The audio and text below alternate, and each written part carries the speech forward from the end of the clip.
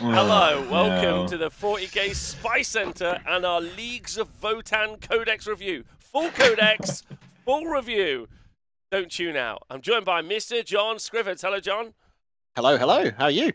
Good. I'm worried about how I'm going to say Votann and if I'm going to get all the names right for the rest of the show, but I'm not going to worry, basically. Worry. I'm good. I honestly wouldn't worry about it, Rob, because we did a warm-up before the show with some really hard names, and you nailed them all. So I'm proud of you. You should be okay. Thank you. I got all of the French names. Shout out to Jim Fest in the chat, Dabod Napgod. We're live on Twitch, so we're recording this. So the way we do these shows is we record them on Twitch, and it's also a podcast you can listen to if you wish to. Tom, how are you? I'm all right. This is my second time on the show since 2 a.m. So, yeah. We don't mind. This is your third 40k show today, Rob. How do you feel? Are you, This is my third 40k are you feeling show okay? Yeah, this is a lot. Oh, That's all I'm going to say. It's not even close to scratching the surface of this ridiculous game, Rob. So I hope you're ready. I hope you're ready for more. Okay. Hey Jim, right, so we won't, normally I would find out how both of my two co-hosts are doing, or a third co-host if we had one, but we're going to kind of dive straight in with the Leagues of Votann review, because as of today, the full codex has leaked on the internet. Just a quick point before we do get into that juicy gossip, and we've got a whole thing, just so you quickly see, there you go, the whole thing. Available, every page photoed. How did they do it? Great question. I imagine how much more we'd have got if the playtesters were still leaking stuff. Exactly. That's kind of the Or spice. digital copies. Yeah, Or digital copies. Yeah, that's the spice melange, isn't it? So if you don't know, if you've never tuned into our show before, or if you generally don't keep up with the news, 40k did have a group of playtesters who tried their hardest, ignore the game state generally, tried their hardest to make it as good as they could. With their input, it may have been worse, it may have been better, we don't really know. But because of leaks, Games Workshop deleted the playtest program, so 40k is going into 10th edition next summer without the side rails when you go bowling. That's what we're... That's always better, though. I'm into it. Always better. But if you're using the stand to roll the ball down the middle, you should be okay, right? So if they just roll the ball slowly... Yes. The problem is they've also loaded up, in this analogy, they're bowling by putting the ball in a trebuchet 300 yards away, yeah, and hoping they get it somewhere near the pins. While we're here, me and my D&D group always do like a social in a field once a year, where we build a piece of siege equipment and fire it. So if anyone has any trebuchet manuals or building ideas, okay, because we are doing a trebuchet this year, please send them my way. We're doing a trebuchet. Last time we did this sounds ballista. amazing. No, you don't play D&D with us, Rob. Am I playing new D&D? D&D 1. I was saying this in the chat earlier. I'd love to have like the Falcon, because of his voice, just run a D&D campaign where every character is just someone from the 40k like media landscape. Like you go into a pub and the pub is run by Scrivo, the eccentric goblin or something like. Yeah, I love feel that. like a good story. It'd be good. Yeah, and one of the barbarians you have to fight is Vanguard Tactics. Just Cool. I was having like a big level of irony, and you just went straight for the barbarian makes a Steven pose. Yeah, that's He's that's at what an I'm saying. angle. The floors, the pub's at this angle, that's why. Right, anyway, right, let's dive in. Let's dive in with the information. So thanks for tuning in. We're joined by the Twitch chat. They will be making sassy comments as we go through. But let's talk about it. Now, the initial reaction to this has been pretty good, I think. So we're going to try and approach it in as formulaic of a fashion as possible. So, before we start this, for context, yes. I have not read any of this. So Tom's our live These reactor. guys have. Yeah, Tom's our live reactor. I've read most of it, but because it only dropped hours ago, we're still going to have to go through loads of that information. So, okay. So we're gonna skip a couple of bits. We'll go back to sub-factions and other bits. We're gonna start with kind of core rules, and then we're gonna go straight to data sheets, and then we're gonna go back to stratagems, warlord relics. Otherwise, you end up just being bored as hell by the time you actually get to the context, right? Okay, but there is some stuff that we need to know, specifically that there's some kind of like special rules that apply to this army. So these are fairly generic across most of it. The first one is hunter weapons, spelt with a small u, small n, and this is the one that's super weird already. Because effectively, so in 40k, again, if you don't know for some reason, if you have a heavy weapon and you move and you shoot your heavy weapon, if you're not a vehicle, then you might want to hit. Yeah, and there's like pistols you can shoot into combat, etc. Yeah, these have got hunter weapons, which basically means they don't have to think about whether a weapon is going to be heavy or an assault weapon. They've just been like, screw this. So many ranged Votann weapons have the type Hunter. The number of attacks that a model makes with a Hunter weapon is equal to the number written on that weapon's profile, like every other weapon, after its type. For example, a model shooting a Hunter weapon 1 can make 1 attack with that weapon. A model firing a Hunter 3 weapon can make 3 attacks, and so on. I'm guessing that as this is the end of the Hunter weapon section, there are going to be some stratagems later on that can make use of this keyword. Yeah, no, actually, I haven't looked at the stratagems yet, but yeah, I'm sure that there are. I don't know why they. It feels like they just didn't want to mess around with heavy assault pistol and all that other stuff. If that makes sense, they were just like, "Do this." What do you think, John? Well, quite often they've done that where they go, well, this sub-faction ignores they count stationary when shooting heavy weapons and stuff. Yeah. It's avoiding that, right? Having to put that extra layer. They've already done this once before with the Orcs gaining sort of rapid-fire guns with Daka. So it's... Yeah, thank you to Cameron in the chat saying Leagues of Votann, more like Leagues of Brokhyr. And also, Leaks of Brokhyr. Yeah, and also Leaks of Votann is funny. But I would also argue that a lot of the weapons look a lot like bolters and other stuff. So maybe they just wanted to give them some unique profiles, right? So they've made them different. Anyway, but basically Hunter just means nothing so far. Okay, Eye of the Ancestors is the important one. Every unit for your army has a Votann keyword. Basically, if your army is a Votann army, yeah, without unaligned, then you get to do some stuff. Yeah, each enemy unit, right, starts out with no tokens. I don't think straight away. Yes, but then correct. Each time an enemy unit destroys a Votann unit from your army, that enemy unit gains 1 judgment token. They can only have 3 max. Okay, they can have 3 max. So each time one of their units kills one of your units, bosh, they've got a token. Token. A judgment. Is that a permanent token? Permanent token. token. Of the game? Yes. Okay. And then they've got some special stuff. They've got like, if you combat squad, both units have 1. You know, if you take them into reserves, it still has 1, and when you bring basically, it back, if they do stuff you don't like, then they get judged. Yes. Yes. Okay. Right. Each time an enemy unit successfully completes an action or a psychic action, it gains 1 judgment token. So if you do an action, you get a judgment against you. Okay. And then at the end of each of your opponent's turn, you can select 1 enemy unit within range of an objective marker that your opponent controls, and that unit also gains a judgment. Okay, so it's not like it doesn't feel right away. It's very easy to throw loads of judgment on, and also what I quite like about it is it doesn't scale. If that like it scales, but it isn't like front loaded. So you're not just being like 2 CP, 1 CP, 3 CP. This unit is the most incredible unit in the world. Instead, like the judgment system will come into effect later on. Makes sense? Mm-hmm. That seems fair, right? So I like that because your army gets better. Thank you to Ed Nutman for subscribing, and also Clint Licker. I said that right, Clint. You did. You got it. You got it. Yeah. Right. Yeah. And then we'll be the judge of that. Yeah. So basically, there's no way for you to get rid of judgment tokens. You can't combat squad. You can't, even if you're in reserve, etc., etc. So then, what do they do? Each time a Votann model from your army makes an attack against a unit that has 1 or more judgment tokens, apply the applicable bonuses from the table below. So if they've got 1 judgment token, on an unmodified hit roll of a 6, it automatically wounds the target. And this is where it gets spicy, Tom. Is that in melee and shooting? Yeah. And does it consume the token? No. Oh, so basically you just get to do more damage against things that have upset you. Yes. And so, on 1 token, 6 is auto wound. 2 tokens, 5's auto wound. 3 tokens, 4's auto wound. It's pretty amazing. Okay, cool. Yeah. Grinaldi has pointed out you can get rid of them, Tom, if you die. Yeah. Yes. Very good. Yes. Very good. Note if an attack automatically wounds a target as a result of this ability, then for the purposes of any other rules that are triggered on a particular wound roll, that attack is considered to have been made with the unmodified wound roll of a 6. So if you auto wound, you also get. So it's bonus. Like Hail of Doom. Yeah. Okay. What must a hit for auto wound is wicked. It's so wicked. Super wicked. So that's the kind of special ability that the army has. There's a couple of other stuff. They've got Steady Advance, which is this unit can ignore any or all modifiers to its move characteristic and any or all modifiers to its advance or charge rolls.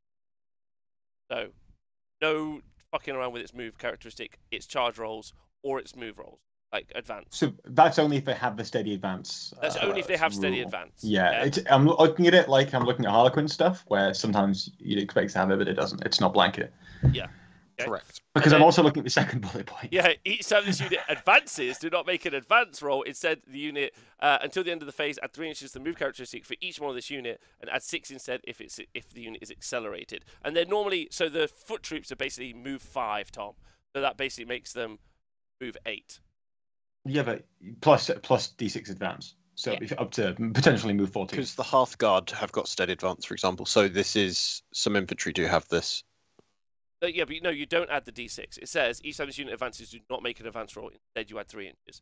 You can't get to a maximum. Oh, instead. Yeah. Okay. Slow and steady wins the race for these lads. Yeah. So yeah, okay. So like 8 inches, fine. And then they've got Void Armor. We'll talk about the Magna Rail in a minute. Each time an attack made against this unit, your opponent cannot re-roll the wound roll and cannot re-roll the damage roll. So if they've got Void Armor, cannot re-roll to wound, cannot re-roll the damage roll. Pretty crazy good, I think, Tom. They've added a rule that takes away some of the admin but in the game beforehand. No, right? There you go. I quite like it. And then each time an attack is allocated to a model in this unit, the armor penetration is reduced by 1 to a minimum of 0. Armor of Contempt. Exactly. So they've got that. What do you think, John? I feel sorry for my Orc Choppers again. Again. AP. It's just like, cool. But it's fine. Just, I feel like it shows how the armor in the narrative is expressed. So it's kind of, it's a nice way of showing it. Yes. Yes, it's great, right? Like, it's strong. Yeah. So they're quite tanky. And then you got Magna Rail. Invulnerable save, so this is a special weapon. Some Votann weapons have the Magna Rail ability. Each time an attack is made with this weapon, invulnerable saves cannot be taken against that attack. On an unmodified wound roll of a 6, excess damage that weapon inflicts is not lost. Instead, keep allocating excess damage to another model in the target unit until either all the excess damage has been allocated or the target unit is destroyed. And in my opinion, that will stack with the Judgements. Yes, so the Judgements will make this pop. Yeah. Yes. Yeah. Okay. So then that means if I roll a 6 to hit, then I'm also going to get the 6 to wound, which is pretty great. Because then that means I've got 2 opportunities to roll the 6, right? That's pretty hot. Yeah. Like, I like that. Or even it's a 4+ if you've got multiple, if you've got 3 judgment tokens on there. Oh yeah, I mean, yeah, of course. Like, do you know what? Also, this is pretty scary. I mean, you can CP roll that if you wanted to. Yeah, that's pretty scary for knights as well, because they're gonna kill a lot of units, I guess. And then it's got a description of how beam weapons work. Which, John, is this new? Is beam weapons? I think so. I can't say I've seen a couple of psychic powers and stuff that do this whole making a line sort of thing for who you're hitting, but not as an actual shooting attack. So don't forget, not all units have some of these special abilities, and we will talk about which ones do. They all definitely get the Judgments because that affects your enemy unit. Yes. So don't worry, we'll come back to it. Okay, so some Votann weapons have the beam ability. Each time an attack is made with such a weapon, if a hit is scored, draw a line between the closest point of this base or hull and that of the closest model in the target unit. Make 1 wound roll against the target unit and each other unit that line passes across, excluding units that were not eligible to be targeted by this weapon when it was selected because you can't see them. Yeah? I'm going to play a quick mini game. There's actually already one of these weapons in the game. Oh yeah. There's only one, and I want to see if anyone in chat can guess it. I know what it is. I think someone's already done it. Have they? Where is it? The Avatar Tau prototype doesn't also Morty's. Oh, okay. Pistol. There's a couple now. Doesn't also Morty's pistol do it? Yeah, Morty's pistol. Was what I was thinking of. Fucking 10 points. From Silence, whatever it's called. Yeah. Lantern. That's it. Yeah. There we 10 go. points from Rob. Okay. When a vehicle model makes an attack with a beam weapon that targets an enemy unit in engagement range of it, that attack is only resolved against the target unit and cannot hit any other unit. Okay, so you can't do that. Okay, easy. All right, so we all know how beam weapons work. Good, we're comfortable with that. The stratagems, we're going to come back to stratagems because there's a lot to read and forever. Then we're going to start talking about the units. We're going to skip Uthar the Destined initially and we're going to jump straight. And we're also going to skip Grimnyr, and we're also going to skip. Is Grimnyr a unique character? Or is He's it not. No, it's not. Just a Psyker. Yeah, it's a Psyker. We're also going to skip the Anya Champion, who's also awesome. Going straight to the Brokhyr Ironmaster. No, also skip him. We're going to go. So we're skipping the HQs. Yeah, well, no, we're just going to the Kahl, because the Kahl is your kind of like generic captain. Exactly. Yeah. So I just thought we'd start there because the special name characters have all got extra stuff. Yeah. So we'll start there. Okay, so Kahl. I think he's like 70 points, like maybe. No, points, we're just going to call him Kahl rather than the Kahl, aren't we? Kahl, he's just called Kahl. So he's your regular bro, right? He's got 3 up armor save, toughness 4, 5 wounds. So he's basically a space marine, right? He comes equipped with a combi bolter, a 4-drop plasma axe, and a rampart crest. So the crests are kind of like where they get a bunch of special abilities. So before we get into any of this, I was interested in the keywords because I didn't know what the relationship these guys had to the Imperium, but they don't have the Imperium keyword at all. So they're their own distinct race, as if they were like Tau or something. Yes, correct. Yeah. Okay. Kahl France. Thank you, Grinaldi. All right, so I'm going to talk about his abilities, then we'll go back to his loadout, okay? So he's got the Kindred Era Hero Aura, which is obviously rerolls to hit for League core units within 6 inches. So he's a Space Marine captain so far, yeah? Super happy with that. He's got a 4-up invulnerable save on a 3-up armor save. Iron Halo, yep. So 3-up, 4-up, of course. And then Grim Efficiency. So this is the bit I wanted to talk about. In each of your command phases, if every unit from your army is from the League of Votann, of course, ignoring underlined units, like one enemy unit that is visible to this model, and if you do so, that enemy unit gains 1 judgment token. So, cool. And that's also it's like the Nexus for Genestealer Cults. Yeah, and it's also on the special character. So kind of like, I think that's quite fun. In my opinion. It's also worth noting he has the Void Armor rules from earlier that we talked about and the Steady Advance. He does. He does have Void Armor, which means he reduces AP by 1, and he's got Steady Advance, so he just... And you can't reroll to wound or damage against him. Yes, which is actually really interesting when we talk about the special character, that you can't reroll... I don't know if actually it's that interesting. The rerolls to wound one is quite interesting. So he's pretty tanky, not rerolling to wound, and also 4-up invuln save. And then, apart from that, he's okay in a fight, like, all of those sorts of characters are, right? I think that's fair to say, is it not, John? Yeah, he's pretty well-rounded, especially for the points, because I think we touched on that he's sub 100 points, which is quite nice. So Eye of the Ancestors as a special ability is the Judgment, just for everyone at home. So Eye of the Ancestors Judgment. Okay? Yeah. Now, he does have the Rampart Crest or the Teleport Crest, which you can swap out. You can either have the Rampart Crest or you can change it for the Teleport Crest, which basically just makes him be able to deep strike, okay? But the Rampart Crest is this bearer's unit gains a Shield Crest keyword. In addition, the bearer has the following ability: Rampart Shield Aura. While friendly League Infantry and Bikers unit is within 6 inches of this model, models in that unit have a 5-up invulnerable save against ranged attacks. The range of this ability cannot be increased by any means. So that's pretty hot. So this guy's on the board, and everyone around, he just gives a 5-up invulnerable save to everyone around him with his Rampart Crest. Well, it does depend upon how everything else looks, though, because you've got a 3-up armor save plus the Armor of Contempt equivalent.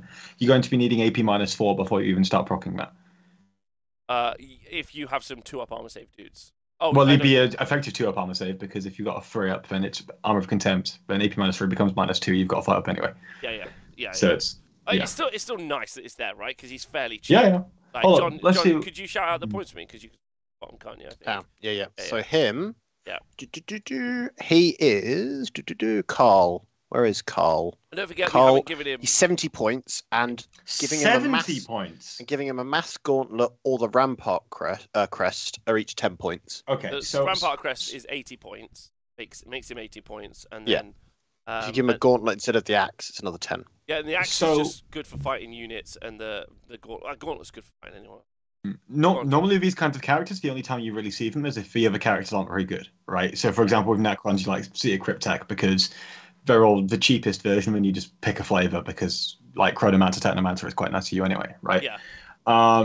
So the only reason I would see him being picked up is if the other characters aren't really things that you want. The Grim Efficiency is nice, but obviously that depends upon the rest of the army and to see how valuable that can be. But also, it's like you get that as a bonus. You don't buy this guy for that, right? But 70 points, that's 80 with the Rampart Crest, yeah. Well, but I just wouldn't buy a Rampart Crest. And you can spend another 40 points on him. There is one other thing. You can do like a Chapter Master equivalent. Yes. I'm not sure what mechanically that gives you, but that's 40 points more. Okay, well, we'd need to see the rest of the book, and I'd need to see because normally these things get loads of upgrade types, right? Yeah, I thought as we were going through it, that might be a good opportunity to talk about it, because every time we go through it, we'll go back to the guy. John, do you have it to hand? I'm trying to work up. Let me scroll it up. It's before all of this stuff, so it's in the first 15. Yeah. So a Kahl is 40 points, as discussed, or 2 power if you're playing Games Workshop Battle Rep.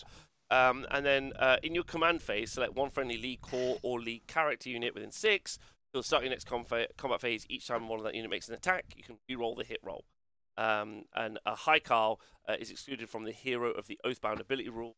It means its attachment can one high Kahl and one other Kahl unit. So can you only include one Kahl per detachment? Yes. Yeah. Okay. Yeah. Okay. So that's Kahl's done. So it's basically a Space Marine captain. Yeah. Making him into a Chapter Master. Yeah. Who so it's literally the same. Master, who we can give a 5-up invulnerable save around to other units that bikers are in. Okay. All right. Nice. Let's go other generic characters. Let's go to the Psyker next. I think that's is this the second fellow? Grimnyr. Yeah, the Grimnyr. Yeah. Let's do the Psyker. Not to be confused for the Dwarven God from the old world. Oh, actually, no. Let's do it in line so it kind of makes sense how we're doing it structurally. We just do Uthar the Destined, who's a named Kahl, basically. Yeah. Is he the top dude? He's the top dude. Yeah, the most accomplished hero of the Greater Thrain League, Kahl Uthar, is destined. Just listening to you read this out makes me cringe. Few can assess the foe as swiftly or mercilessly as Uthar, and once he has enemies measure, he soon cuts them to pieces with the glowing blade of the ancestors. Uthar. Yeah, Uthar. Okay. Destiny is all. Destiny is all. Yeah. All right. So he's a high Kahl. So we already know what that does. So that's rerolls. Oh, hi Kahl. Hi Kahl. Oh, hi Kahl. He obviously has got the reroll ones to hit aura as well. He's got the Destined. Each time an attack is allocated to this model, the damage characteristic of that attack is changed to 1. Oh. And you can't do anything about that because I'm guessing he's got void armor, so you couldn't re-roll it even if you were able to roll it. Even if you were able to re-roll it, you wouldn't be able to re-roll it. So it's just flat 1. So he only ever takes 1 damage. Yeah, but he also only has a 3-up save, armor of contempt. And he has a 4-up in 4-up invuln. How many points is this, Scribber? Okay, Uthar. I need to know. Uthar, son of Uthar, is 140 points. Oh, that's a lot. Yeah. So he's also got the ability to add 1 judgment token onto a unit, and then he's got Ancestral Fortune, which is once per battle when you make a hit roll, wound roll, or damage roll, or saving throw for this model, or a friendly Greater Thrain League unit within 6 inches of them, change the result of that roll to a 6 for any rules purposes that counts as an unmodified 6. So you could auto hit something, which then also generates the auto 6. I think that's just for Himber, right? A unit within 6 inches. So or a Greater Thrain League unit within 6. I need to know what the Greater Thrain League is. That's a sub-faction. That's a sub-faction. Yeah. Okay. Okay. Yes. But we'll talk about the sub-factions in a bit. So he's got that, and then he's also got the Rampart Crest, which is the 5-up invulnerable save around everyone around him. And then his sword's pretty cool. Blade of the Ancestors is strength 6, AP 4, damage 2, and each time an attack is made with a weapon, an unmodified hit roll of a 6 inflicts 2 mortal wounds on the target. Attack sequence ends. Inflicts 3 mortal wounds instead if the target has 1 or more judgment. So, which it will, because he can give out 2. Yeah. So, he can give out 1. He can give out 1. Well, he can do it twice, right? No. In each of command phases, every unit from army. No, he can give out 1. That's all he can.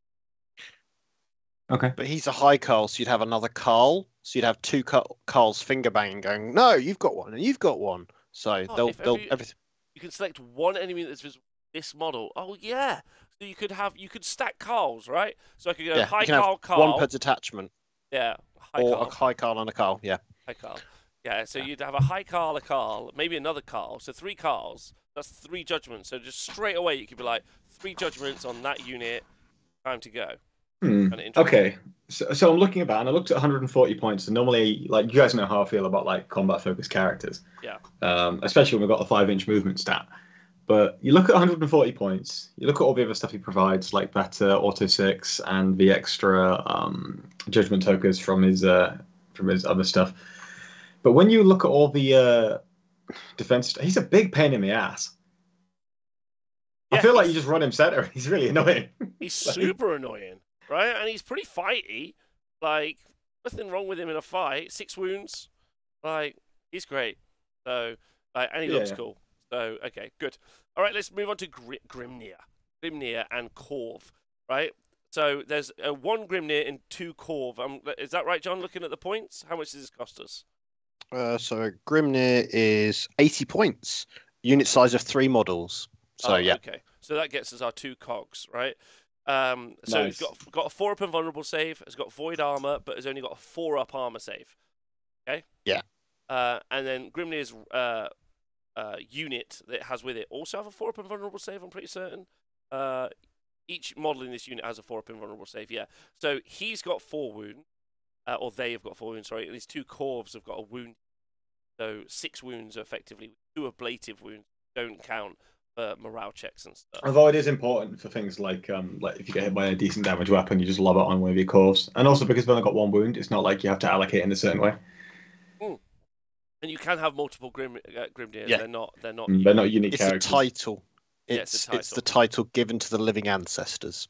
So 4-up invuln, 4-up armor save, but like Tom said, if someone shoots you with like a plasma pistol or something, or like, you know, like a multi-melter, then you could just kill off a Corv instead, which is quite cool. Each time this unit suffers a Perils of the Warp, if this unit contains 1 or more Corv, 1 of those models is destroyed, and the effects of the Perils is ignored, and the destruction of a Corv doesn't count for purposes of checks. And so you said 70 points, John, for this guy. 80. 80. Okay. So time to look at the psychic tree. Everyone ready for that? That seems like the right time to do it. Yeah. What's the discipline called? Do you have the reference where I can find that, page Roberta? 13 on our online PDF. On the Skynwrought discipline. The Skynwrought discipline. Or Skeen? Is it a Skeen? Skeen, I think. He's got Interface Echo, which is a blessing, cast on a 5. Okay. Gain 1 command point. Limit of gaining or refunding 1 command point per battle round does not apply to any command points gained via this psychic power. Right? That second one is filthy, by the way. You just want to skip straight away. Do you not care about Interface Echo? It's 1 DP, I don't care. Okay.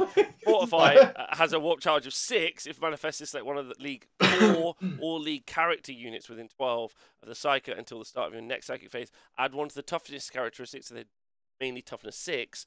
And then roll 1d6 each time a model in that unit loses a wound on a 6. And a 6 up DPR. Yeah, 6 up. Ooh. 6 up. Yeah, but it's still a DPR. Like, if I've got 3 wounds and you're hitting me with damage through a weapon, there's a solid chance I'm going to roll a 6 up those 3 dice. It is. And if I do, then it completely consumes another hit. I'm just like, okay. Yeah. Although I have to check the other data slates because I haven't seen them yet. But a lot of them are either 1 wound or 2 wounds, but there are ways to get some 3 wound models. There are some ways. Also, you could slap this on that 140 point dickhead. Yes, you could. Because it's just for characters. Yeah, you could. Add 1 to and the walk toughness around. What toughness was he? Let's have a look. I think he was T5. Yeah, you can make him T6. That's pretty good. I wonder if they're making -1 to wound as well. That'd be fun. Well, let's keep. Then maybe a relic. But he's a character. He can't take he can't take it. He's a named character. Oh, he's a named character, isn't he? Yeah. Okay, so Ancestral Wrath is a Witchfire one, which is set 1 enemy within 18 inches and visible to the Psyker. Roll 3 dice if that enemy unit contains 11 or more models, or roll 6 dice if it contains 11 or more models. Sorry, if it's 10 or less, then it's dice. In either case, add 1 to each result for the enemy unit has a judgment on it, and for each roll of a 4+, the enemy suffers a more. Yeah, that's pretty crap. Next. Okay, good. We're happy with that. That's Grudgepire is a Witchfire a spell on a 4. Select 1 enemy unit that is not a vehicle, monster, or character within 18 inches of Psyker. Roll 2d6 and add the number of judgment tokens that are next to them. If the result is greater than the unmodified leadership characteristic of that unit, 1 model selected from your opponent in that unit. So every time you see Witchfire, Rob, you can just skip it. That poor Grot is really dead. No Vortex has a warp value of 8. Set 1 unit within 12 inches of the Psyker until the start of your next psychic phase. models in that unit cannot use any It's invulnerable just saves. That's just null zone. Just Yeah. I think it's But just, bigger range. but bigger range. Yeah. And it's a And vortex bigger rather watch than a zone. Yeah, it's a vortex, not a zone. They're Does very it go different. clockwise or anti-clockwise? That's the question. I don't know, but I never like I don't want to like no one wants to get put in the friend zone, but they definitely don't want to be put in the friend vortex. Completely different. I don't know. The friend vortex sounds like a lot more fun than the friend zone. Yeah, It sounds like a comic. I dig thing, that. Yeah. And then you got crushing contempt. That's good. That's good to have that in the army, though, right? Access to like. If someone Oh goes, yeah. That's Oh, yeah. great. Just like I think you even might just include one of these just to take null vortex. I think you can cast 2 powers if I recall correctly. 2 powers. You know to cast 2. Yeah. Yeah. Just to have that in your back pocket is nice. It's really good. And crushing contempt, yeah, it's not. Some armies don't have access to it, right? And then crushing contempt is a malediction, and it's that's 6. so terrible. I haven't read that. If manifests like one enemy within 18 inches of Psyker and roll 3d6, result is greater than or equal than the leadership characteristic of the enemy unit. To the start of your next psychic phase, the unit cannot perform actions. If that unit is currently performing an action, it heals. If the result is greater than the leadership characteristic, that's pretty nice bit of tech. You not like that? No, here's an insanely high bar that you have to meet in order to get this off, which is pass the 6 and then beat the leadership or equal it with 3d6, right? Which is it's not like the easiest thing to do. And then your reward is you stop one specific unit from doing actions next turn, which if you're ordering it properly, it's not an issue for you if you stop me from doing action with one unit, right? And you make me -1 to hit. Yes. Well, I could just be casting Fortify, Interface Echo, or Null Vortex instead. See, the thing is, and getting more benefit. Yeah, I knew that. I just wanted you to. No. At home. No, of course. The kids at home. All right, so that's the Grimnyr. What do we think of the Grimnyr? Pretty cheap. Got how many points to the Grimnyr, Scriver? 80. They were 80 for the 3 models because it's the dude and then his 2 things. Do I take that over a Kahl? We'll have to see what the rest of the book says, but You've got good access. You got some good access and stuff there, in my opinion. Yeah, it depends on what's more valuable: the access to the cancelling of invulnerable saves in close range, or the ability to yeet a judgment token on people. Yeah, I mean, I personally really enjoy the. Or even you might just take the character. Yeah. Okay. None of these are like stinkers yet. I'm pleased. None of them are stinkers. I don't think any of them are stinkers so far. Okay, next up we've got the Smash Man himself, Mr. Einhyr Champion. I want to hate this guy. I want to hate him. I think you probably won't. So the Einhyr. Oh. Sorry, so, John. How much does an Einhyr Champion come in at points wise? This may surprise you, but it's actually 90 points. Okay, that's good. Making me hate him already. Okay, and you can upgrade his hammer for an extra 10 points. I don't care. It's a mass hammer, so it's made of mass. Yeah, it's made of mass. Like all so hammers. What's his normal hammer before you upgrade the mass to a mass hammer? He has a Dark Star axe, I think. He starts out with. No, combi bowl. No, he starts with mass hammer. No, he starts out with a mass hammer. Yeah. By the way, is there an upgrade for the? We forgot to talk about the upgrade for the Grimnyr. Sure, there's a way to upgrade Grimnyr. Yes, they can be a Lord Grimnyr. John's going to find out what that is. It's an extra 25 points, and what that gives you is you can manifest an additional power, so you become a 3-cast wizard. Wow. You get Ancestral Judgment, so you get Anger of the Ancestors. Each time he would attempt to manifest a power from the discipline, if there are enemy units within 18 of the model with 1 or more judgment tokens on them, add 1 to the psychic test. Plus with an 18-inch range. So the +1 is really good if you're relying upon it for the -1 invul or the remove invul. I don't really rate the cast of 3rd power because I don't think there's 3 powers you're going to want to be casting.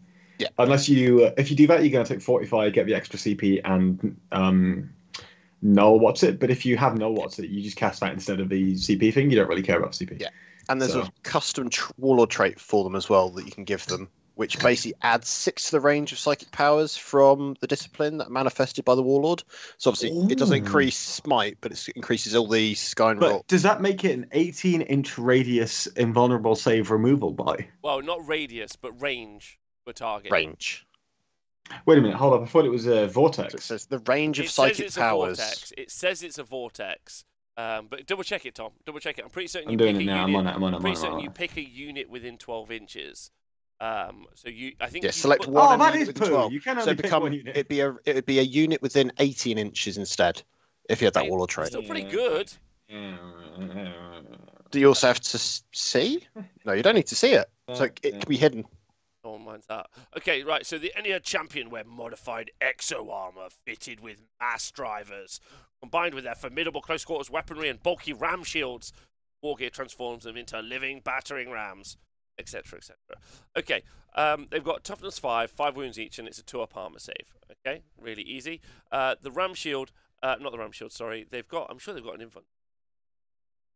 Oh yes, These that's HQs it. or No, elites? Yeah, HQs. this is a HQ. He's got Yeah. a Weave Field Crest, so you can give it a Teleporter Crest or the Weave Field Crest. John, how much is the? So it comes with a standard, right? So for our 90 points, which is a 4-up invulnerable save, and a wounds characteristic goes up to 6. So he's now got 6 wounds at toughness 5 with a 2-up armor, 4-up invulnerable save, And armor of contempt equivalent. and armor of attempt equivalent. Yeah, because they've got void armor. And then he's got Exemplar of the Einhyr, which is while a friendly League Hearthguard unit is within 6 inches of the model, each time a model in that unit makes an attack, you roll a wound roll of 1. Got Exo Armor, which is each time an attack is allocated to this model, subtract 1 from the damage characteristic of that attack to a minimum of 1. Yeah. Yeah. So that's really good, right? So I don't actually care about the damage profile of these guys at all. Okay. I don't think it matters. I think 90 points for a 2-up save dude that reduces damage by 1 and is -1 to wound in melee, 4-up invulnerable, that you just launch at someone for 90 points. Yeah. It's not too bad. It's -1. Oh no, he's also got the Ram Shield, which also makes him -1 to wound. to wound in melee. Yeah, so it's -1 damage, and then which is just all the time, and then -1 to melee, which is really good. And then he also basically does D3 mortal wounds charges if he rolls a 6 or if he rolls So, boomer reference incoming, but this reminds me of Lone Wolves from the 5th edition Space Wolf Codex, where you just kit them out with a Storm Shield and a hammer, and you'd run them at people. And the way that you scored was you got points for killing units, like kill points. But if you got your Lone Wolf killed, you'd get a kill point rather than your opponent. Okay. But either way, you just take this unit and just lob it at people and force them to deal with it, right? Now, this doesn't trade the points, but it's still it's pretty cheap, and it's pretty beefy. Yeah. It's just a case of whether or not you want to use the slots for anything else. Imagine taking 3 of these and just running at people. Yeah, I agree. I think they're pretty good. Is there anything stopping them? I don't think there's anything stopping them taking 3. Not for these guys, because these are like lieutenants. They haven't got a thing like the Kahl where you can only have 1 per detachment. Yeah, it's basically Juggernaut from X-Men, and like we said, it's only 90 points, right? In combat, 4 attacks. He's got either he's got the Mass Hammer, which he comes with as standard, which is Strength ×2, AP3, damage D3 +3, but you subtract 1 from hit, and he hits on a 2, so it'd be 3s, and then it'd be Strength 10 -3, D3, which is pretty nice, especially if you're punching through fiends. Champ is eligible to take the Fight Last Relic, spicy, correct? Yeah.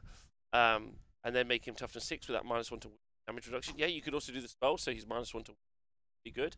You can also, he's got void armor, right? So you can't re-roll wound against him. Would it make him or damage? Wound, it makes him +1 toughness, so it makes him toughness 6 and have a feel no pain. Yes. Rather than -1 to wound. Yeah. No, he's already -1 to wound melee, right? Only in melee, yes. Yeah. And he also reduces damage by 1, so he's got a lot of defensive buffs. He's got an Autok Patic Combi Bolter or whatever. So I think he can also have a Dark Star Axe, which is each time it attacks made with this weapon, make 2 hit rolls. So and it's strength +1, so it's strength 6, AP3, damage 1. So. But they can't ignore any of the wounds. But they can't ignore any of the wounds, and it is 10 attacks, basically hitting on 2s. So it's kind of interesting, right? Yeah, it's fine. But he's great. I feel like I found a way that I can love and hate these, which is I take 3 of them because they're great, and then I just get them killed because I hate them. I feel like that's the play. I feel like there's going to be some heroic moments with these guys as well, though. They're going to just stand around, just beating the snot out of people, which is pretty cool. Should we take it? I know this is a bit left field, but should we just run over and look at instead of just looking at the troop choices? should we just take a moment to quickly look at the Hearthguard unit, which is what he buffs. So cool. Yeah, let's do that. Yeah, so he adds each time a model in a Hearthguard unit, a League Hearthguard unit, gets to reroll wound rolls of 1, basically. Yeah. So let's go look at the Hearthguard. So these are the elite guys in the Exo armor. Yes, the elite guys in the Exo armor. And John, their points are, I think they're 35 points a model. Is that right? Hearthguard are 35 points a model, and if you give them a concussion hammer, it's an extra 10 points. And the units are 5 to 10. Yeah, the units are 5 to 10, which is super weird. Wait, is it 5 to 10 on these guys? Yes, because the troops are an interesting one for unit size as well. Yeah, so they've got Eye of the Ancestors, which is Judgment and Steady Advance, and Void Armor. So they've got a 2-up armor save, and they reduce AP by 1 on these guys. So, and they've got the Exo armor, so they're -1 damage as well. Yes, they do have Exo in melee. No, sorry, no, all just the time. full stop. Exo So armor's full stop. Yeah. So and they're toughness 5 with 2 wounds each. So like, in my opinion, pretty good. And they've got you can either have the Teleport Crest or the Weave Field Crest, which means they have 3 wounds each, and that doesn't cost anything else for the Weave Crest. They come equipped with it. So they have a 4-up invulnerable save and a wounds characteristic 3. So just to be clear, 35 points if we don't upgrade them at all, and they are 3 wounds apiece, 2-up armor save with ignoring the first pip of AP, 4-up invulnerable save, 3 wounds apiece. Like, pretty tanky. I mean, I'm looking at my aberrants, and then I'm looking at these for 5 points more, and I'm just sat here like, okay. Yeah. Cool. Thanks. Thank you. John, you play Dark Angels. You play Tanky Terminator Dark Angels. How do they get there? Oh, wait, hold on. Only the Sarge gets the crest. Thanks, chat. Only the Sarge. It doesn't matter too much, though. Like, as we already talked about with the Armor of Contempt equivalent, they've basically got the equivalent of a Weaver Field Crest. They're wrong. It says the bearer's unit gains the Shield Crest keyword. So they get the Shield Crest, so they get the benefit of the shield, but he gets the wound. Oh, okay. He gets the wound, but they get the shield. Is that right? Because the bearer's unit gains the Shield Crest keyword, which I think there's a stratagem to give them a better save. Okay, my apologies. Okay, so they don't go up. So just the Sergeant has a 3 wounds and the 4-up invuln. Okay, so then the rest don't have an invuln. Okay. Yeah. All right. Well, that makes sense. But again, it doesn't really matter. Even if you're AP -3, it's still got a 4-up save, so it's like whatever. So the Fishmen in the chat, thank you. Just pointing out, we haven't yet talked about the sub-factions, but every model has the invuln in the Ymir League. So maybe Ymir League. The Ymir League. Well, there might well be like merely. Yeah. But we'll go back and talk about that in a moment. All right. So what are they equipped with? They're equipped with an Hekaton plasma gun, Exo armor grenade launcher, and a concussion gauntlet. Okay. So the plasma gun is Hunter 1, 24-inch range, strength 8, AP 4, damage 2. So they've each got one of those. They've got Exo Armor Grenade, which is 18 inches. Hunter D6, Strength 4, -1, Damage 1, Blast. And then they've also got Concussion Gauntlet, which is melee weapon. So it's going to be Strength 8, AP 2, Damage 2 with 2 attacks each. Not bad. Not bad. And they can, as John said, have a Concussion Hammer. So they get Strength ×2, AP -2, Damage 3. But they're -1 to hit. But I think like a nice little unit, right? 35 points. Yeah, I think they're really good. Yeah. So what's that going to be? I think that could be a build there. 175 points for those guys. Or you just take 30 of them. 350 points. For 10 of them. 50 points. You take 3 of those. You take 1 of those named character dudes. You take 3 of those 90-point dudes that just run around. And you take 2 psychers, maybe? Yeah, and although you need to fit that in. I need to see what the troops are. And as Fishman has said in the chat, like if you could make it so everyone's got, but we don't know exactly that yet. But currently, yeah, you could definitely build an armored phalanx, right? And their plasma gun's kind of cool. They've got a plasma gun, and then they've also got the grenade launcher. So dealing like pretty high AP, damage 2 to some stuff, and then you just eat in as many D6 shots into like hordes. Run around. I need to see how obviously they get OBSEC as well. That'd be important. Oh, sorry, we do know that already. So, cool. Our troops are OBSEC, but I don't. There's 2 units that are OBSEC, but I'll talk about it in a minute. It's a bit I'll poo. find it. Never Maybe mind. John will scroll and find it for me. Okay, the other characters. So we've only got one more character to go. One more character. Yeah, Brokhyr Ironmaster, I think is do. And this is genuinely a confusing datasheet. I kind of gave up on it, if I'm honest, when I was reading it. 'Cause I was like, what the fuck? This feels like one of those pieces that will eventually be in every competitive list. You're not really sure what the fuck is going on. But you've got Brokhyr Ironmaster, an Ironkin assistant, and then you've got 3 ECOGs. Okay? Now, they're all toughness 4, and Brokhyr Ironmaster has got 4 wounds each, and they've all got a 4-up armor save. Okay? They've all got Void Armor, Steady Advance, and Eye of the Ancestors, and then we've got a ton of special. Okay? Yay! Multi-spectral visor in your command phase. If this unit contains Brokhyr Ironmaster model, you can select 1 friendly League core or vehicle unit within 9 inches. Do so until the start of that next command phase. Each time a model in that friendly unit makes an attack with a ranged weapon, add 1 to the attacks to hit rolls. Pretty nice. Cool. So, that's pretty good. So he's kind of like an engineer, I guess. He's in a tech marine or whatever it's called. Yes, exactly. Yeah. Then you got Brokhyr's Guild. At the end of your movement phase, this unit 1 friendly League or vehicle model and heal D3 of it, so within 3 inches. And then you've got Ironkin Assistant. While this unit contains an Ironkin, this unit can perform actions even if it is advanced, and it can shoot without its action failing. And then ECOG Support. Each time this unit uses its Brokhyr's Guild ability, which is the heal, 1 or more ECOG models, the model being repaired regains 1 additional lost wound. Production of ECOG is ignored for the purposes of morale tests. Its Brokhyr Master model is ever destroyed. All of the ECOGs are also destroyed. Okay? So happy with that? Yep. Yeah, how many points is this? He's 80 points. Nope. And you can upgrade him for 25 points into a Forge Master, which is like a chief tech marine. Okay, well, I have to see what the vehicles do, but yeah. Oh, is he not a special named character? A Brokhyr Ironmaster is like a No, rank. Yeah, so it's a type of their equivalency of like a tech marine or a big mech. Thank you, yes, meatballs. Yeah, so our 2 obsecs, Tom. Should I go for them now? Yeah, our 2 obsec units. Yeah, sure. Our 2 obsec units are Hearthkyn Warriors. Hearthkyn Warriors and also the Bikers. So those are our obsec Really? Units. The Bikers, yes. What are the bikers called? I'm sorry, I can't do all that. Pioneers? Pioneers, something like that. Yeah. How do they get obsec? They just are. It just says it in the rules further up. I'm on their slate now. I can't see anything. No, it says it I further think up. it's in the day sheet bit. No, it's not But in the I mean- sheet bit. No, it's in the bit at the beginning, right at the It is beginning. at the bit. The ability stuff. Oh, does it specifically call out 2 units that get obsec? Yes, it No, does. just Yes, it does.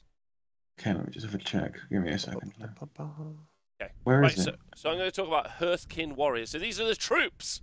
The troopy Yes. boys. Okay? Well armored, well equipped, well trained, with an array of powerful weaponry.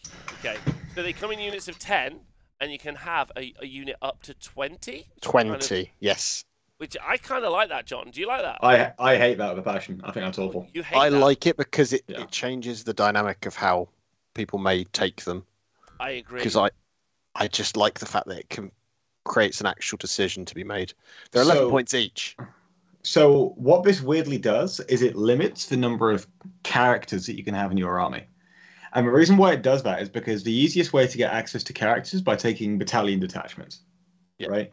Everything else you can take 1 or 2 characters. Battalions you can take 3, which is why I was looking at, you can have 3 of this guy and 1 of him and 2 of these guys. I mean, it's like you need 2 battalions. To do that, you need to buy troops choices. But there are a minimum of 10 guys. Yeah. Which, how many points are they in model, Scribber? 11. 11 points each. So it's 110 points. Yeah. I quite like it though. Let's talk about the strats. Sorry, about the unit. They've got 1 wound apiece, unfortunately. And they've got but the sergeant has got 2, and they have a 4-up armor save. These are expensive for what they do. 4-up. They come basic with an autarch pattern bolt pistol, and a bolter and a gravatic concussion grenades. So the bolter is 2 shots, strength 4, AP 1, damage 1. And then the concussion grenade is... It's right at the very bottom. The gravatic concussion. Thank It's you. 6-inch D6 grenade, 5 -1, 1, but blast. Exactly. Now, you pay, I think they're 5 points. So for every 10, you're able to pay. So for every 10 that you've got, you're able to pay for 1 Medipack, 1 multi-wave comms array, and 1 pan-spectral scanner. And the Medipack is 5 points each. Is that right, John? Medipack's 5 points. The array, they're all 5 points, all 3, yeah. Yeah. So you're probably always going to buy the Medipack because the bearer's unit gains a medic keyword. In addition, once per turn, the first time a saving throw is failed for the bearer's unit, the damage characteristic of that attack is changed to 0. So it's just a nice way of like ignoring the first wound. So if you're hit by one of those nasty beam weapons that does D3+3 that spills, just your don't medic shoot them with that first. undo it. Yeah, what did you say, Tom? Just don't shoot them with that first. I mean, I agree, but people will make mistakes. Is that once per phase or people will once per still do attack? it. In addition, once per turn. Once per turn. Okay. And then you've got multi-comms array. Bearer's unit gains comms keyword. Whilst the bearer's unit is within 24 inches of a friendly Kahl, the bearer's unit is considered within range of the model's kindred hero or ability, which is reroll ones to hit. I like that.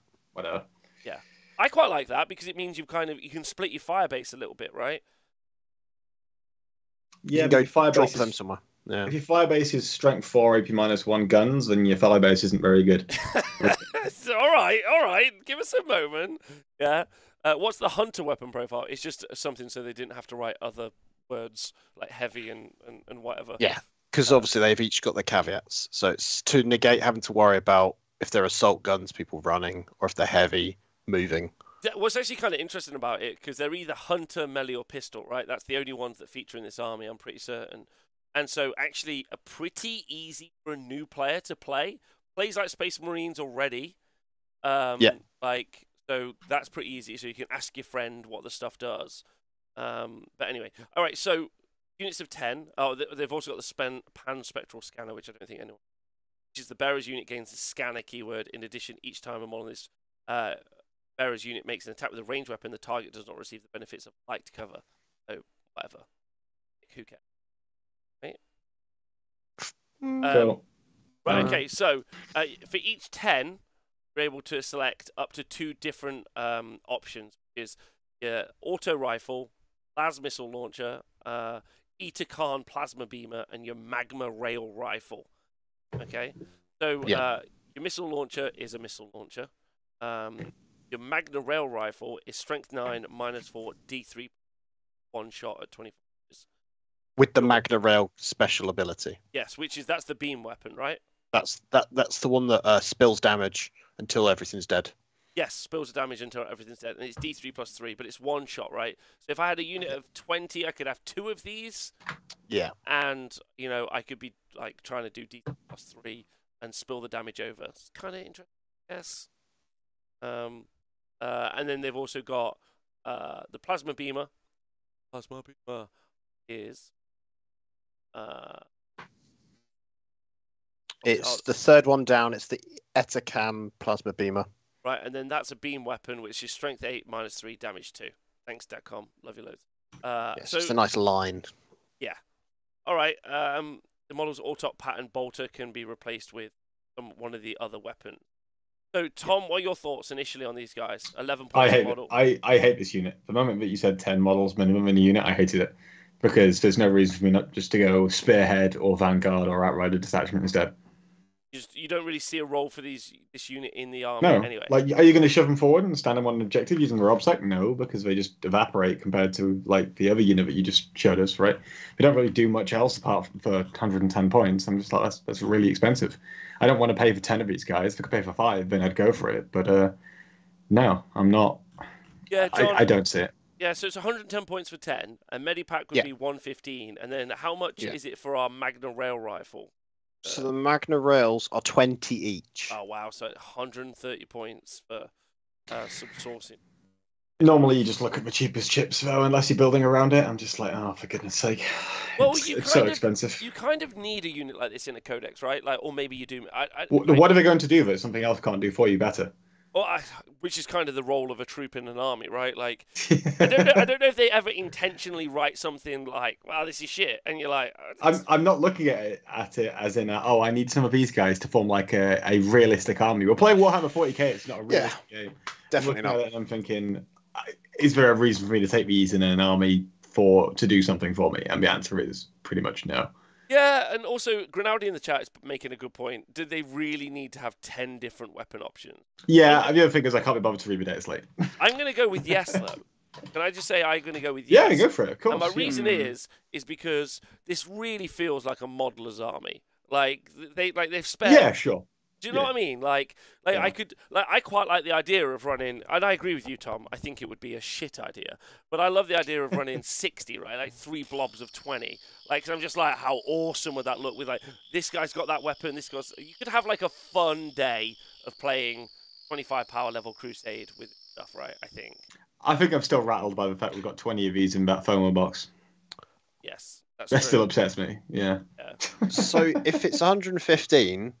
With the Medipack, if you're looking to save points rather than buying some of the Hearthguard, if you've literally got 40 points you need to shave off, that's where you do it, I think. What, here? Yeah, or if you're doing, say, a patrol and then something else, because you're trying to just not spend too many CP pre-game, that would be the other reason you'd need a troop choice. Yeah. As far as I can see, that's the only reason you'd need to put it in a list. I don't know. I feel like if you're kind of trapped into that. I feel like there's some. But it depends cases... depends on the sub factions as well, right? Because some of the sub factions may lean into having like tons of hunter shots or something. Yeah, Hearthkyn having Warriors. them doing that or something. I don't know. Without seeing all that stuff, it's kind of. Yeah. After we do the data sheets, we'll go to the sub factions. Okay. All right. Okay. So we got those guys. Let's go talk about the bikers. We'll talk about the Beserks. The Hernkyn Pioneers. Yeah. The Kin Pioneers.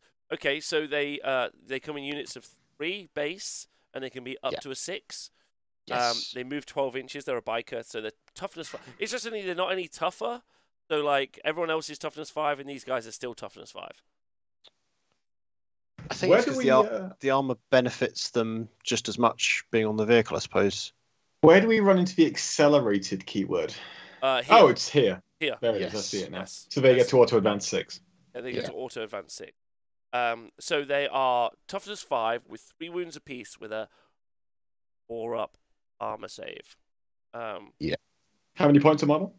30 points base. Oh, that's not bad. And then there's 2 guns. There's the rotary cannon and the ion beamer are 10 points each. And then you can give them a comms array, the spectral scanner, or a roll bar searchlight for 5 points. Or I could take the Volt Revolver, which is free. Yeah. There you go. I'm all happy with that. Gotta have the choices, right? And the Magna Coil Autocannon also free?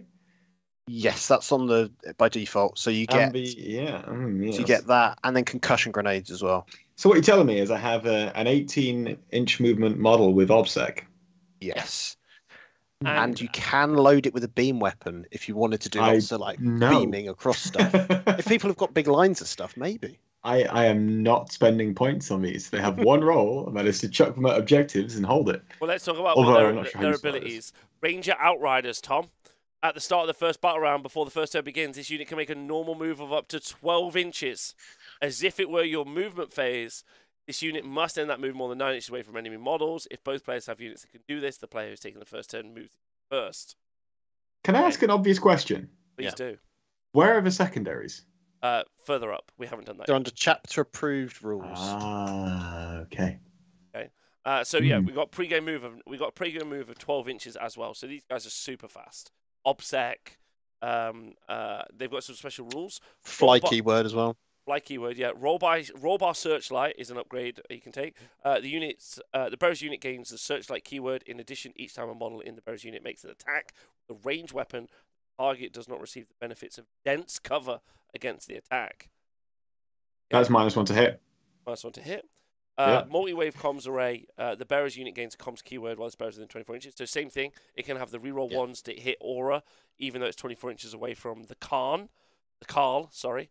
Khan! And then it's also got the scanner, which is also you can remove light cover. So you can remove dense cover and light cover, right? So So, okay. And then we talked about the weapons, right, John? You went through the weapons already? Yeah, so you can it comes with the bolt revolver, which is just the 9-inch range pistol 1, 5's -1 AP, 1 damage, and a shotgun, which is assault 2. It's the first time I've seen an assault weapon. Oh yeah, that's the first time. Which is 5 -1 1. I reckon they just forgot to write hunter in there, to be honest. Yeah. And they also come with they come with the rotary cannon. Oh no, the auto. So cannon. the auto cannon, which is Hunter 3, 7 -1 2. So it's a slightly better version of an assault cannon with less shots. So it's half an assault cannon basically with. I quite like the rotary cannon. So strength, so 9 shots, strength 6, AP 2, damage 1. Like, okay, no one else, just me. Not really. It has a use, but it'd be costing you 10 points for the privilege, right? Like, I'm looking at. I'm going to be firing 27 strength 6 shots from this unit. Ignoring the benefits of dense cover and if you wanted to. So you'd be hitting them on 3s. AP 2. I'm just thinking. How many points does that cost? Yeah, how much, John, does a unit of 3 cost without the upgrades for the rotary So it's 90 points for 3 of them. To then put any of the upgrades on, it's 5 points for the war gear, 10 points for the guns. Okay, so it'd go from 90 points to 120 points. But like, I don't know, I don't hate the idea of just like yeeting these up. No, I don't either. Do you know what I mean? Like, imagine if you took 3 units of 3, Tom. That's a lot of fucking DACA. So I'm thinking, as a unit unironically. just get thrown forwards and hold objectives, I'm not sure, because I think there's too much obstacle in the game now. Yep. Like, you look at Necrons, you look at the Night Books, you look at pretty much anything these days. I think, because they only count as 1 on objectives, it's not massive. So it's probably not worth paying the 90 points for those units. Maybe like you get 1 or something for Engage, I don't know, or maybe 2, because they're kind of cheap. But when you say 120 points for all those shots at strength 6, that's not. I mean, the AP is rubbish and it's damage 1, but damage 1 isn't bad. It's damage 2 that you have a problem with. Like, damage 1's okay. Let me make you excited, Tom. So if 260 points, I know that's a lot. Yeah. That's just what my 1 unit of 6. That's 54 shots. Like, yeah. And you can, Well, I'm not even looking at it that way. I'm looking at 3 units of 3 with the rotary cannons. I know, but and that way it's like. But let's be stupid and do 3 units of 6. It's 100. That's 150, 162 shots. Yeah, which all get reroll 1s to hit. I'm certain that's not the right maths, but it's somewhere around there. It is. It's 54. Wait, it's 54 for 6, right? It's 27 for 3. 54 for 6. Oh no, it is right. Yeah. Okay, fair play, so, nice. I thought you just threw a random number out there. Right. Okay. We will read the leagues in a bit. I promise. I promise we'll do that. I don't know. I don't hate the idea of 3 units of 6. It's only going to cost me 750 points ish. Yeah. Think about that, Tom. Yeah. Fair That's play. not bad, right? And just have like anyway. All right. So we've done. So those are our core units, and there aren't many more units to go through. So we'll go through the rest of the units, and then we'll do the leagues. Okay? Because maybe there's going to be some fun stuff. Okay. We've got 750 points. What is that power for my Crusade game? Isn't that? Wait, 25 points is 500 points. So it's 37.5 power. Thank you. Yes. We don't do halves, mate. We just round up. 30. Okay, apologies. Okay, so then you got. It's 39. There you go. I worked. I'd use the wind. It's 39. So our dev squad is the Brokhyr Thunderkyn. Yeah, Spankerkyn. They are nice. Thank you. They come in units of 3. John, give me some points. Yeah, 3 to 6, and the 35 points each. Okay, all right. So 105 points. They come. They are 3 wounds apiece on a 3-up armor save. So 3 wounds, 3-up armor save. They've all got a bolt cannon, which is 36-inch range, 3 shots, strength 6, AP 2, damage 2. Yeah, that's right. They can swap them for a graviton blast cannon or a conversion. So the blast cannon is 18-inch range. This is the gun I really like, by the way. 18-inch range, D6 shots, strength 5, AP 3, damage 2. Right? Yeah. And then it's blast. So each time an attack made with this weapon is allocated to a model with a save characteristic of plus or better, the attack has a damage characteristic of 3. So D6 shots that are strength 5, so you should basically against Marines be hitting on 3s, re-rolling 1s thanks to the Kahl. Yeah. AP 3, so they're going to have a 4-up armor save now with armor. 5 up. Against a Marine. If the Marines in the open, it'd be a 5-up save. Yeah, Okay. 4 up if if they're minus cover. 2 because Yeah, and then it's damaged, and then against the Marine, it's damage 3. Pretty nice. Yeah. Like, So if you have these sat next to a high Kahl and a Grimnyr that's just turned off invuns, a unit of these shooting at some Deathwing Terminators, you're rolling and getting loads of rerolls, fishing for the 6s to hit because you put a token on them. Those Terminators are just getting taken straight off. yeah, that's pretty nice, right? Like, I like the Graviton Blast Cannon. How much more points is that, John? The Blast Cannon? The Blast Cannon's free as an upgrade. It's the Conversion Beamer costs 5. Really? Yeah. Go on, Tom. Okay, so the problem you've got there is the same as Retributors for Sisters.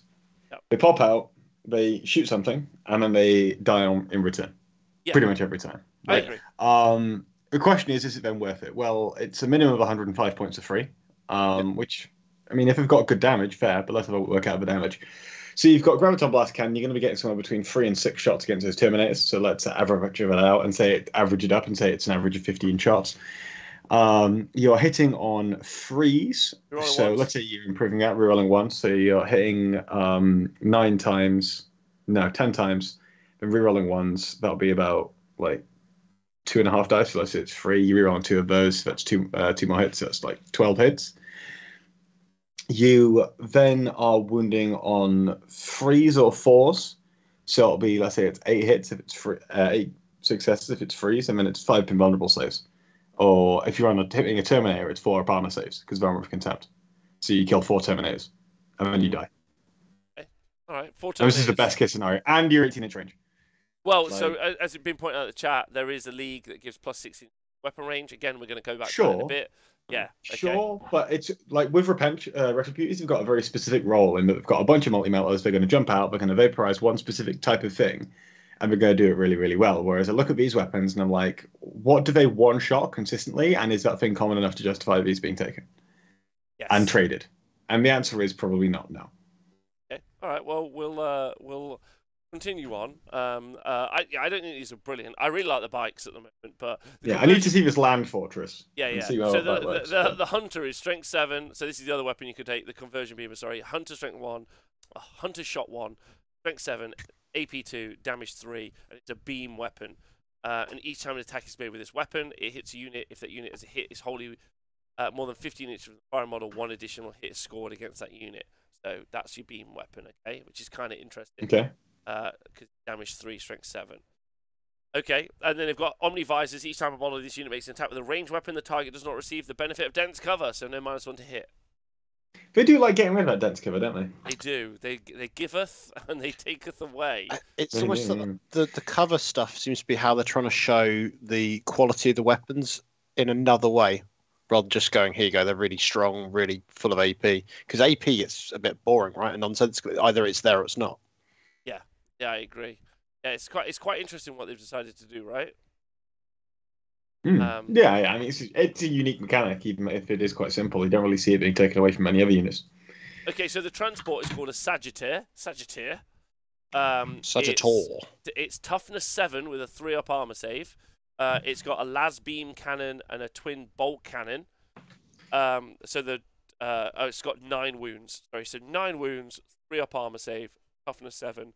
Its las beam cannon is a beam weapon, and it's heavy 2, strength 9, AP 3, damage D6. So that beam weapon gets to doesn't do spillover damage, but still, don't forget it gets to hit everything. You hit a target in front of you, and everything underneath that line gets hit as well. Yeah. Right, which is pretty. Why is the Hylas randomly heavy? I'm not sure. That's a good point. Oh yeah, why is the Hylas beam cannon a heavy weapon, and then everything else? Was it heavy in any other data sleep? Hold on, let me have a look at the bikes. No, this is on a vehicle, that's why, because it doesn't matter for this. Oh, so maybe that's why they've not changed it. Because if you think about it, heavy in vehicles normally doesn't matter. That's what they've engineered Hunter to essentially do for That's everyone. Hilarious. No, the Hylas auto rifle is Hunter 3. Oh my god, they literally must have gone back through and copy and pasted it. Okay, thanks. Good point. All right, that's fun. Okay. So it's got the Hilus Beam Cannon, which is strength 9, 2 shots, strength 9, AP 3, D6 damage, and it's beam. I feel like that's pretty good for a transport, right? And then it's also got a twin bolt cannon, which is strength 6 shots, strength 6 minus 12, 2. Yeah, 12. No, it's. Oh no, it's twin. No, it's the twin. Oh god. Yeah, it's just 6 shots. Sucks. 6 shots, AP 2, damage 2. You can only carry 5 bros in this though, which is super weird. And not any exo armor or exo frame stuff. So that's all the chunky boys. Yeah, so you can't carry your Hearthkyn guy, like your regular fellas. Sorry, your normal guys.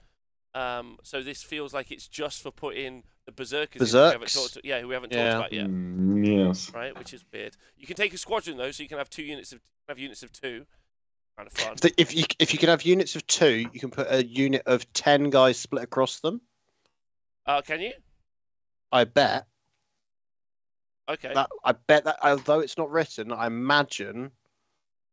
Oh no, once they've deployed, they're separate. So no, you couldn't. So that makes even less sense. Well, make a transport that you can't use your troops in.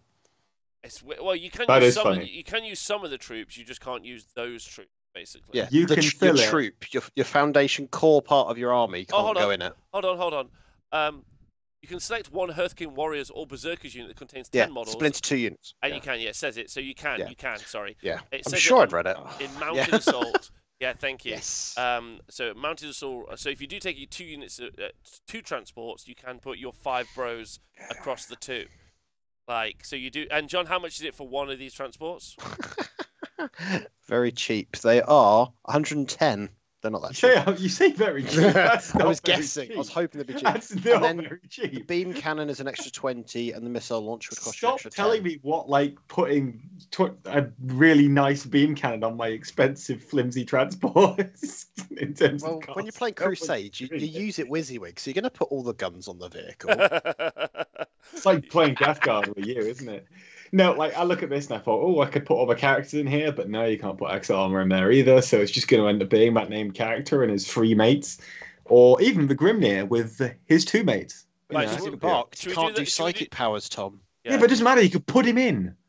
I never said it would be a good idea, I said you could do it. Yeah. Okay, so next up is the Hekaton Land Fortress, okay? So, so this is what Tom wants. The iconic battle tank. Yes. Okay, that's what it is. So it's toughness 8, 16 wounds. Okay. Toughness 8 with 16 wounds. And my lord. It's got 2 up armor save. I don't care. Why? I've just seen the points cost. How much is it? It's 230 base. Yeah. Okay, so you're hoping it's good. It's a Land Raider, basically. Yeah, it's a Land Raider. If a Land Raider was 230, it would still be too expensive. Okay, well, so you can transport 12 bros in this. Okay, each exo, and you can also take exo armor in it. But right, I could fill it with lads. You can fill it with lads. Okay, so you fill it with lads. Right, and it is toughness 8 with 16 wounds and a 2 up armor save base. So it's a Land Raider, of course. So I take a squad of 5 Hearthguard, and then I can fill it with character lads. Yeah. So it's equipped with a Cyclic Ion Cannon, which is heavy 3d3 at 24 inches. Heavy. Isn't that a tower weapon? Yeah. Strength 8, damage, AP 2, damage 2. The Tau traded them. That's utter garbage. Cyclic Ion Cannon. What does that kill? Does it kill tanks? No, it's damage 2 and AP -2 and an area of armor of contempt of -1 damage. Does it kill infantry? No, because it's not really got a high volume of shots. Can't even kill mega knobs. It's okay, all right, okay, don't worry. Okay, that's not all it's got. So it's got that, and it's also got an MATR auto cannon, which is heavy 6, strength 7, AP 2, damage 2.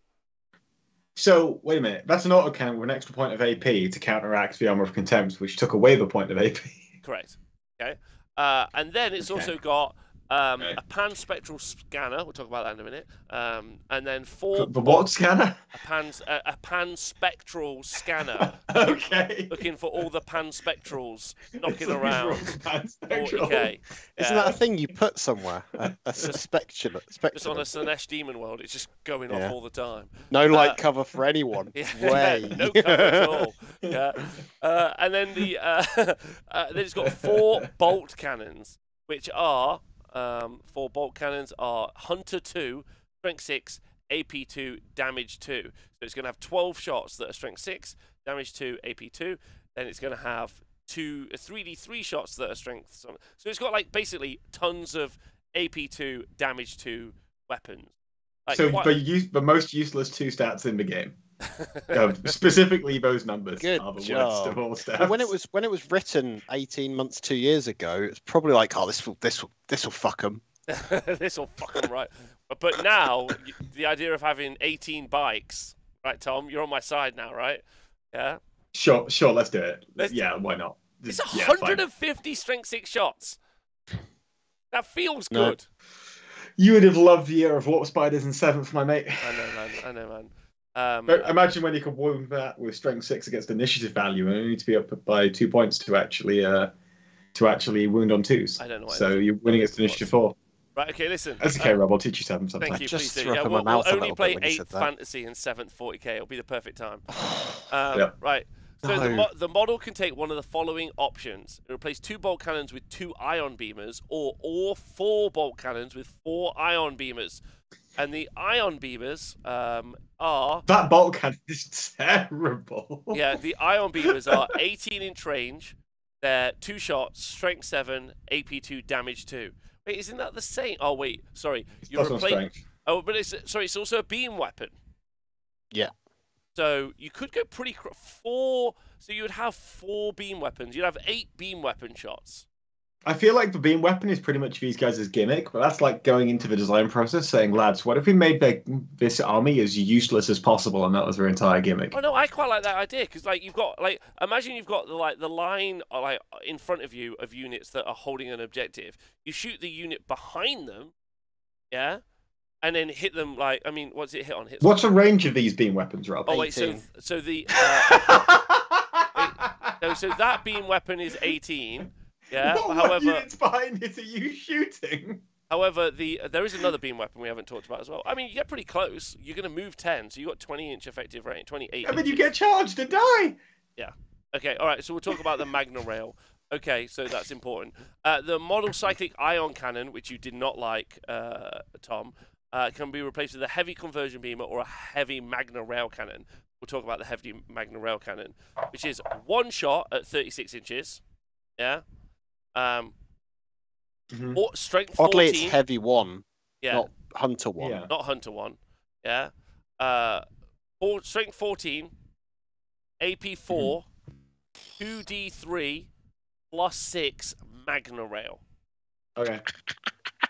So that means is it a beam weapon? No, it's not a beam weapon. No, it's just the spill damage. It's just a spill damage. Yeah. So you could nuke on a unit 6 with to that. wound. You what? 6 to wound, you spill your damage, isn't it, for Magna Rail? With the Magna Rail? Oh yeah, maybe, Yeah. maybe. But you could have the character to pick a 6 to hit with this. So what? Spill damage and ignore invulnerable saves. That's what it is. Yeah. Yeah. I think you Magna Rail On a 6, yeah. Yeah, on a 6. So you just Can't take invuns, and then 6s, you spill the damage across. At AP4. So you could shoot a unit of like, I don't know, Terminators as an example. You take the character so he picks the 6, yeah, and then you're going to be doing 2d3 plus 6 spillover damage, like, which feels pretty good. Yeah, I mean, it could be. Like, I'm looking at this and having to think about it, and this thing is insanely durable, right? Yeah. It's got the 2-up save, it's got the T8, you can't reroll wounds against it, it's got Armor of Contempt, but it may live a long time, but it doesn't do anything. I don't know. I think it's got some output. I'm not saying it's great, but I feel like it's... And also... Depends on the size of it as well, because While if it's a pain to get rid of, you'd just park it in the way of an objective for them. So why aren't Leman Russ hordes really good? because I think this has got a very different weapon to Lehman Russ. I think specifically talking about the spillover weapon, and like everyone's saying in the chat, don't forget it's a 6 to wound, ignores invuns. No, I get that. But if they've got if they have the 3 judgments. If you've got 3 judgment tokens, then it's going to be any 4s to hit are going to be spillover damage, ignore invuln saves. Like that kind of feels like okay. That's pretty good. And everyone's saying it's got a 4-up invulnerable save, but I don't see it with a 4-up invulnerable save. Yeah, I don't know where. It's still like, even then, the 4-up invulnerable save doesn't really matter when you've got 2-up and Armor of Contempt. But I'm just looking at it and I'm thinking, yeah, okay. I mean, it's pretty durable, but let's revisit this in 3 months and see if these things are doing well competitively. Okay, let's put it that way. So John, how many points would it cost me to have the heavy Magna Rail Cannon and like just this bad boy and a heavy Magna Rail Cannon? It's not got points for the heavy Magna Rail Cannon. Oh wait, so it's just free? You can have it.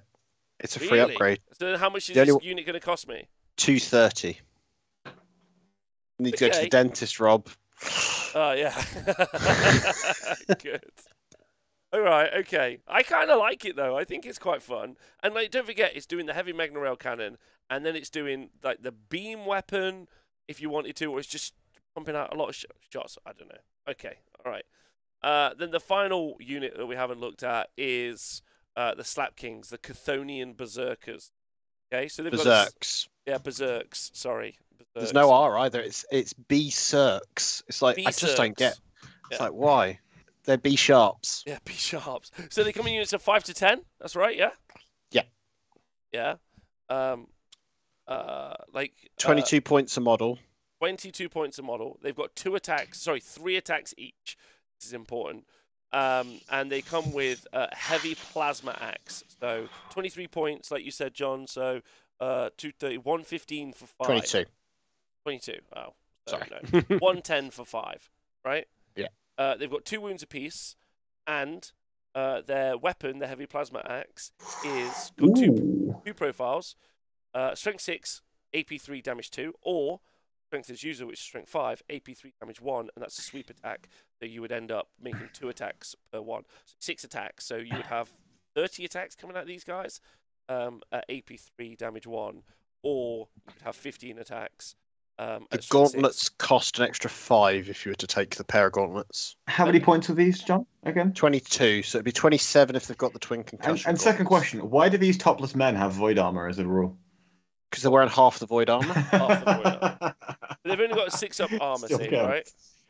Yeah. They've also got, each time they've got, so for special rules, they've got augmented. This before we paid for anything. Each time a model from this unit loses a wound, roll a d6 and add 1 to the result. If that damage characteristic of that attack was a 1, on a 5-up, the wound is not lost. So they've got a 4-up DPR against damage 1, or a 5-up damage prevention roll against against everything else. We roll charge rolls made for this unit. In each time on this unit destroyed by a melee attack, if that model has not fought in the same phase to not remove it from play, the destroyed model can fight after the attacking model unit making attacks and then remove from play. So you've got fight on death from this unit. Yeah. I don't mind these. You quite like these. Well, we're not finished. Slapping with those cheap transports. I want to see if you can get advance and charge from somewhere. That'd be cool. Okay. All right. They're like Wolfen or Aberrants. It's pretty good. Okay. All models in this unit. So all models in this unit can have their heavy plasma axe replaced with 1 concussion maul each, which is 5 points, as John said. Which is that's the gauntlets are 5. The concussion maul's a free option. Oh, okay. Which that makes them be strength 10, AP 3, damage 3, but obviously it's -1 to hit. 1 in every 5 models unit. For every 5 models unit, 1 model that is not equipped with a mole grenade launcher can have its heavy plasma axe or concussion maul replaced with 1 concussion gauntlet, which is strength 8, AP 2, damage 2. Each time these bearer fights, make 1 additional attack, which is fine. And then you've got the special mole grenade dude, I think is crazy. For every 5 models unit, 1 model that is not equipped gets a mole grenade launcher. If a model 10 points. Has a mole grenade launcher, add 1 to its wound and attacks characteristic. And then the mole grenade launcher is 24 inches, Hunter D6, strength 5, AP 2, damage 1, blast. And you can shoot stuff that's not. Which is kind of... This is a throwback to an old squats weapon. They had a mole, which was a thing that could tunnel. Okay. So this is, I think, it's meant to be not a mortar, but actually a tunneling thing that gets people instead. Okay. Yeah. Okay. That's interesting. I didn't know that. Like, is there some old artwork for it? No, but it's got you when you use this thing. There's a the model to represent it. There's a little L-cog, one of the little robot things to go with them, which is just to represent that they've got the extra wound. I think it's quite cool. I think these are Tom. You like these? Yeah, I think they're cool. Yeah, I'm a big fan of this kind of archetype of unit anyway, but we need to see if they've got like ways to get into combat that are a little bit better than just running across the board with movement 5. Or going in the transport. Yeah, even the transport is fine. Yeah. You know, no problem. But they can't move. They have to get out the transport before it's moved. As far as I can see. Sure, but if it's a fast transport, you can just stick it in a ruin and then say come and deal with it. Like, you know. Okay. All right. So that's all of the units. Pretty certain we've covered all. It's not a massive book, is it? Yeah. No, it's not. So let's go look at some sub-factions, and then we'll look at some stratagems and other stuff. So just before we look at everything else and how it's going to change the shape of it, actually, I quite like the kind of conversation that we weren't really having it. It definitely feels like they're a good army for dealing with high toughness, because if there's enough tokens, then they're not really too bothered about the toughness, because if they're hitting, they're pretty much wounding. So I quite like that for their way of dealing with stuff. Yeah, especially if you have the Kahl as well. Yeah. Oh yeah. It's really good against transhuman, I guess. That's a smart point. So that's really fun. So I quite like that. I quite like the beam weapon stuff. Like I could definitely see trying to make it work. I'm not saying it does work and will work super well, but I could see trying to create the board state that I make it happen. Seems like a fun thing. It's making me think like the Gene Stealer Crossfire mechanic, where you look at it and go, oh, that looks like a cool thing. And then you go and try to do it, and it might not necessarily work, but you've at least want to go and try it. Yeah. Because it's kind of a cool thing that rewards you if you can line it up. Yeah, agreed. Yeah, and it might be quite powerful, because like if you do enough, what was the one on the big tank? It had like, you could have 8 beam shots from the same. Yeah, you get 4 of them, couldn't you? Yeah. Yes, and then you would be, because then you could be hitting the. Because it was 30-inch range, or was that the 18 one? 18-inch one. It was the 18-inch. Yeah. So you're probably only going to hit a couple of units, but theoretically, well, I mean, you could you're do basically some good damage doubling. to them, right? You're doubling the output of the weapon, right? Yeah. Which is quite fun. Okay, all right. Let's time to look at the nitty-gritty stuff. Okay, let's talk about the leagues, different leagues. Tom, the first one is called the Trans-Hyperion Alliance. I'm into that. I think that sounds cool. Do you want to know who they are? Yeah, go for it. Go wild. The kindreds of the Trans-Hyperion, and don't forget kindred. They're all clones, aren't they? Produced by an evil, senile AI. The kindreds of the Trans-Hyperion Alliance are scattered far and wide, with many of their holds ships cruising at the heart of nomadic fleets. Observing a secular cult of ancestral veneration surpasses the dedication of the rest of their race. The kin of the Trans-Hyperion Alliance are ever on the move, always seeking new knowledge and conquests. Okay? So they're running away. It sounds like nerd pirates. Yes, effectively. Yes. Each summon model with its custom makes an attack. If that model's unit is below its starting strength, you add +1 to its hit roll. So cool. if they've lost a model, +1 to hit. Okay. Each summon model with its custom makes an attack on an unmodified wound roll of a 6. The armor pen goes up by 1. So, and don't forget, any judgment hits are going to count as an auto 6. So you've kind of got a bunch of like additional AP in the army anyway. And most of the shots we were looking at were AP2. Yeah, I'm more looking at this like if I stick stuff in transports, for example, those Beserkers, and then they kill the transport, and then I lose 1 guy to the transport dying, which is likely when I've got 5 guys. I got +1 to hit on all my other dudes. Pretty fun, right? Or a blob of 20 Hearthguard guys sitting there. You lose 1 to them shooting. No. I knew you'd say no. So far, you haven't convinced me on the troops anyway. But I don't think. I think we're all trying to convince you that they're garbage. So it kind of works. Yeah, it's working on me at the minute. Each time with a model, so Ancestral Judgment. Each time a model with its custom, excluding cog models, make an attack against the target that has 1 or more judgment. Reroll wound rolls of 1. So if a unit just has a judgment on it, now you're also re-rolling 1s to wound against it. Fishing for some 6s. Hmm. Well, I mean, just That's to wound, ones, though. So just, yeah. But re-rolling 1s to wound just generally, because the army's already got re-roll 1s to hit from the for the Yeah. core units anyway. Yeah. Yeah. If you don't have the Sergeant Champion, right? Because he's the reroll wounds of 1. Yeah. And don't forget, I'm pretty certain that we got we got +1 to. Did we get rerolls to wound from the Cthonian guy? From the big heavy champion juggernaut guy. Was yeah, the one that to was wound or reroll 1s to wound? It's reroll 1s, I think. No, it was +1. Yeah, to it's attack. real ones. Yeah. Have a check. He was like a lieutenant, I thought, was what I remember. We got this afternoon, Rob. We're not going to be perfect on the rolls. Just gonna have a check. Be fine. Yeah, I'm just scrolling down quickly. Okay, so Warlord Trait, while John does that, is at the start of the first battle round you can select up to 3 friendly Reroll wounds of 1. Oh, thank you. 3 friendly Trans-Hyperion Alliance units wholly within your deployment zone. Remove those units from the battlefield, and then set them anywhere. You can even put them into strategic reserve, and without having to spend any additional CP, regardless of how many units are already in strategic reserve. Okay.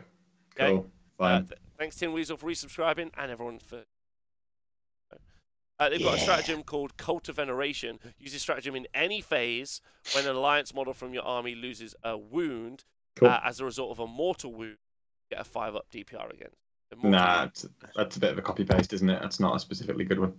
For CP, and then their relic is the Corv Deuce. Add 1 to so this is a Grimnyr only, so a wizard. Add 1 to the wizard.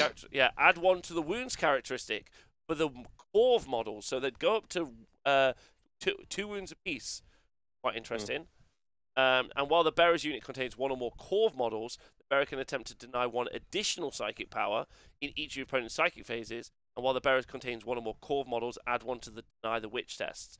So if we take it without upgrade, we could have a Grimnyr that's +1 to cast with 3 casts, and also +1 to deny with 3 denies. Nice. Yeah. It's a pretty beef dude, but I'm not sure how useful it is. Yeah, I don't think it's that. I mean, the bit that's pretty good is the reroll 1s to wound with any with just a single judgment, and my whole army's rerolling wounds against you. Like +1 to hit, pretty much, if I take any damage in my army, and then also additional AP on 6s to wound. That's a lot of good stuff, nice. I think. I'm looking at that and thinking, if I'm playing Crusade and I've got like a Grimnyr that I want to be like this special character equivalent, and you could do that. That's kind of cool. Yeah, I agree. Okay, so then we've got the Great Arthurian League. So this is the next league.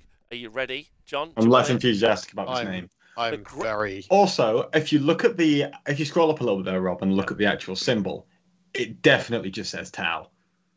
It does say Tau. It does. So I've already biased against these guys. Okay. Okay, the Great Arthurian League are as uncompromising mercenaries. They are driven by the causes of exploration, resource acquisition, and military conquest, boasting scores of allied kindreds and near inexhaustible ranks of kin-host warriors. Anyway, that's it. Okay, so they're all about. So the League custom is ruthless efficiency. Models with this custom, excluding cog models, count as 2 models when determining control and objective, or 5 models if they have a wounds characteristic of 10 or more. Each time a unit with this custom is selected to shoot or fight, you can re-roll 1 hit roll or 1 wound roll when making that unit's attacks. Nice. So you could take your 3 big Land Raider tanks and drop them on and be like, count as 10. Want it? That's okay. Because I don't hate that. Just drop 2 on. So I was talking a little bit about the bikes earlier and how the fact they only count as 1 kind of caused me an issue. Yeah. But counting is a total of 6 for 3. Yeah. For 3. It depends. Right. I need to see the base size. Okay. I'm not sure it's also a problem, but it's at least a thing I can think about. Quite a big base size. I think they're at least the larger cavalry size. Ovals. Okay. Of the oval ones. We'll have I know what base size they are. They're juggernauts of Khorne. Okay. I don't know. I've not seen one on the current basis, so I'm not entirely certain. But we'll see. Okay. So Grinaldi is pointing out in the chat. You could always, if you do decide to take your heavy magma.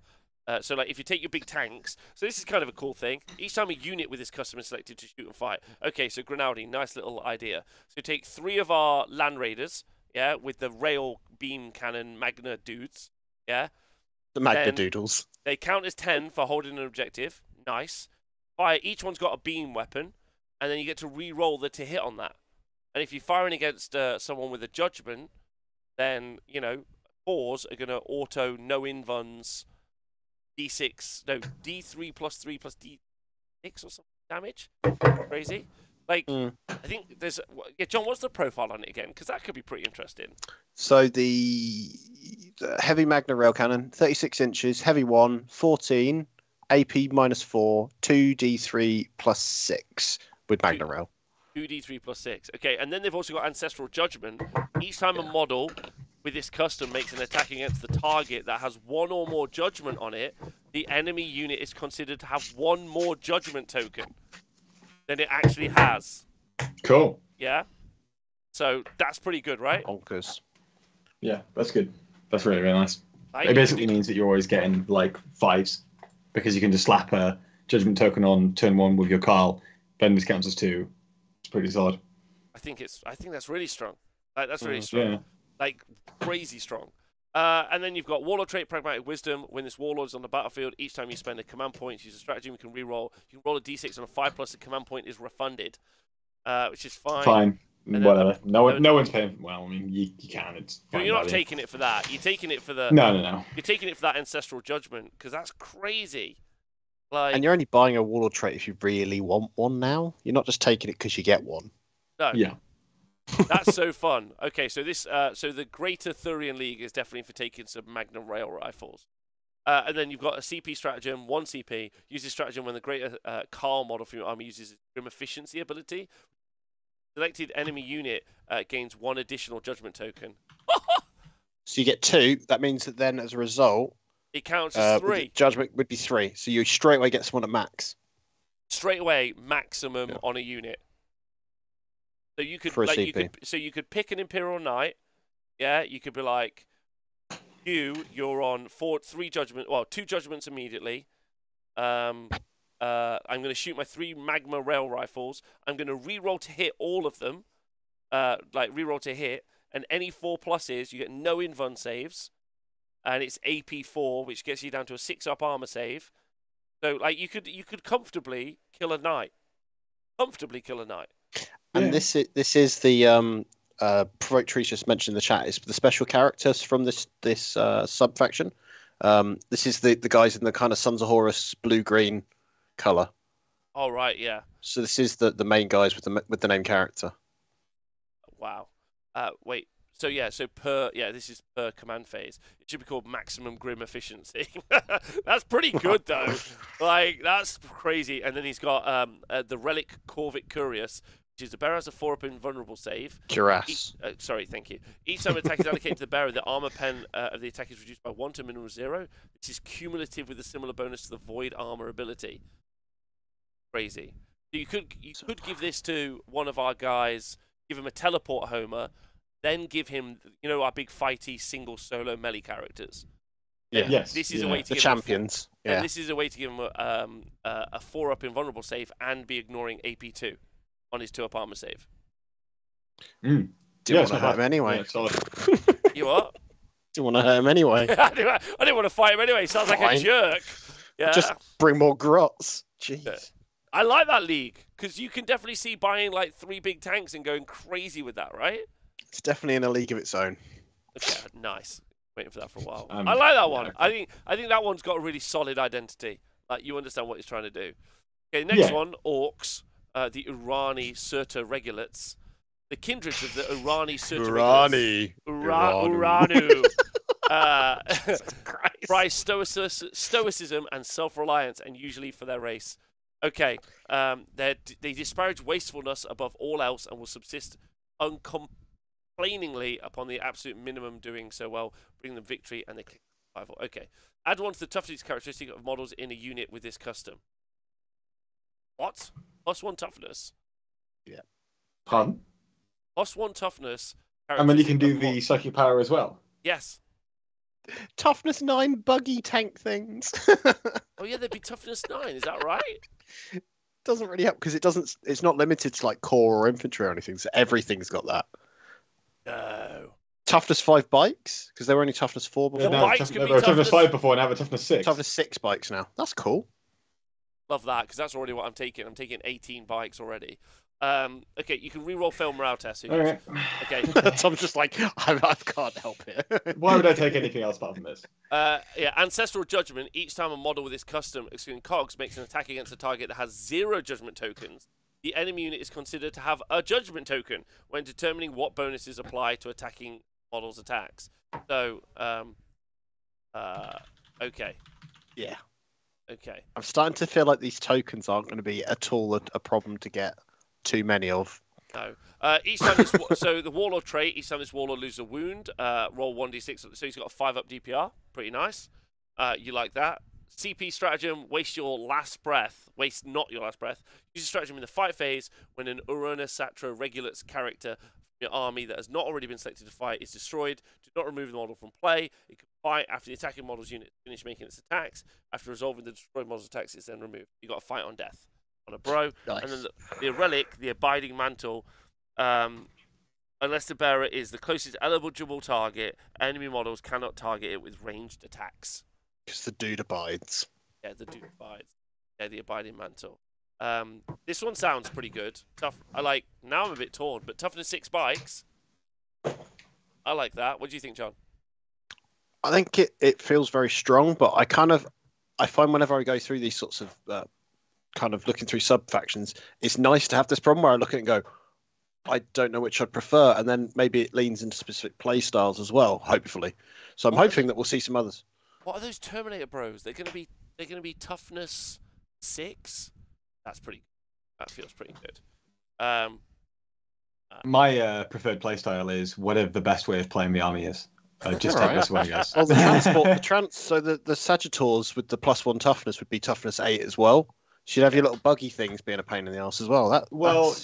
You're not massively fast. What you're going to want to do with this army is just walk up the board and just push everyone off, because you can always control the space a bit better when people get close to you, right? So you can always just walk into the center of the board, that central line, and just push people off, because you're more durable. You can't really get shot off. And if anyone wants to come close to you, you're going to hit them with a judgment and just keep pushing, right? The thing that allows you to do that best is +1 toughness. You take that so far.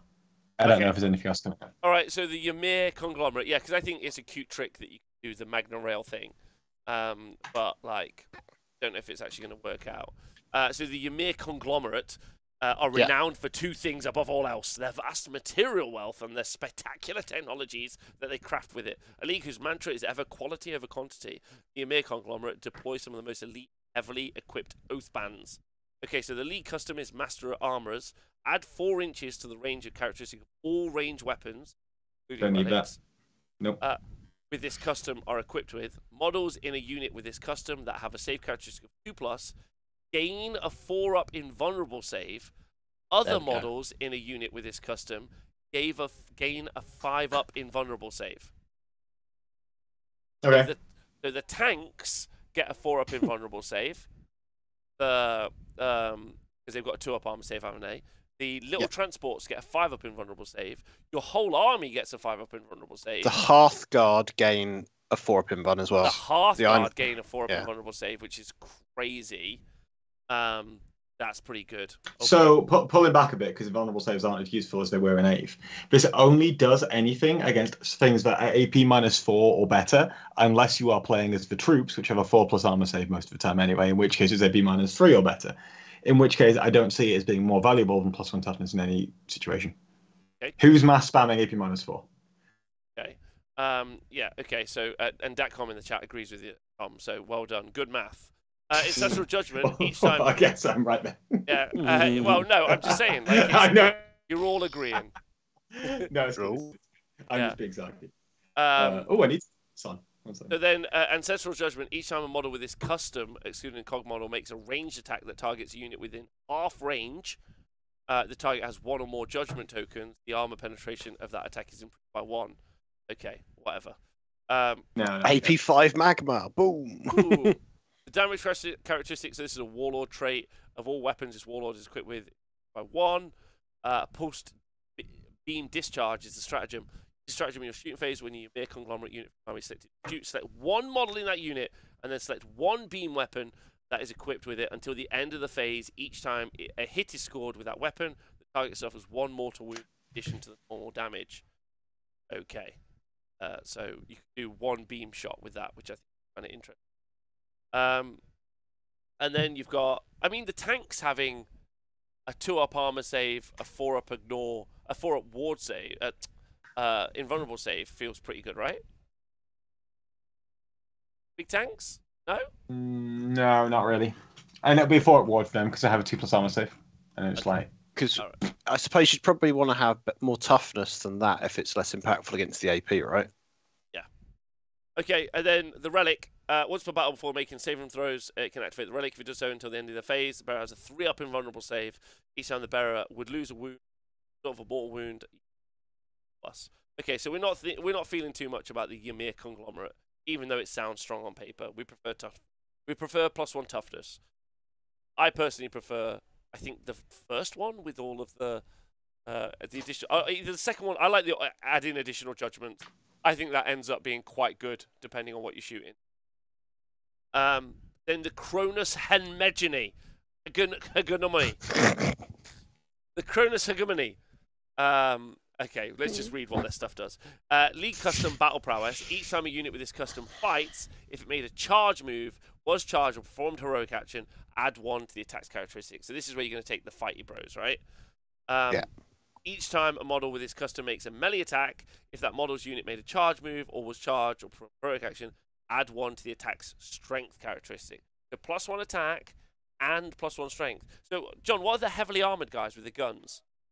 With our 2-up armor save bros? Because I feel like... the Thunderkyn, right? Einhyr, Hearthguard are the big heavily armored guys. I was talking about the ones with the gun, Scriver. No, the big gun dudes. Yeah, the gun... Yeah, not the big axe guys. The gun... Not the Devastator style ones. Yeah. They are No, Thunderkyn. not the Devastators. No. The so 2-up you're armor on about the elite Terminator guys, yeah, the Hearthguard. Einhyr, Hearthguard. What's their melee? They've got 2 attacks each base, right? 2 attacks, 3 for the sergeant, the high seer. So they'd have 3 attacks each for a unit of 5. And then how many? What's their weapon? What's their profile? So if they've got the plasma gauntlets, it would be strength 6, so go up to strength 7, AP -3, 1 damage. And if they've got the gauntlets, they'd each get an extra attack as well on top for the gauntlet itself. Okay. This sounds interesting. Each time, so they've got a judgment. Each time a model with this custom makes a melee attack against a target that has 2 or more judgment tokens, the armor pen characteristic is improved by 1. So you get +1 if they've got 2 or more tokens. They've got a Warlord Trait, which is each time this Warlord fights, if it's within engagement range of an character or monster unit that fight is resolved, add 1 to the attack's characteristic.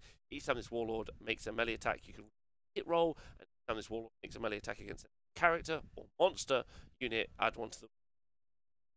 And then they've got Bloody Expectations. Stratagem. Use this stratagem in the fight phase when Cronus Homogeny unit is selected to fight until the end of the phase. Each time a model from that unit makes a melee attack, unmodified hit roll of a 6 scores 1 additional hit. Right? What do you think of that? It's decent. So, it's fine. It just doesn't really add to your win condition as far as I see it. Now, there could be another build other than the way I described it that uses something else other than just +1 toughness, but I still can't get off the +1 toughness train.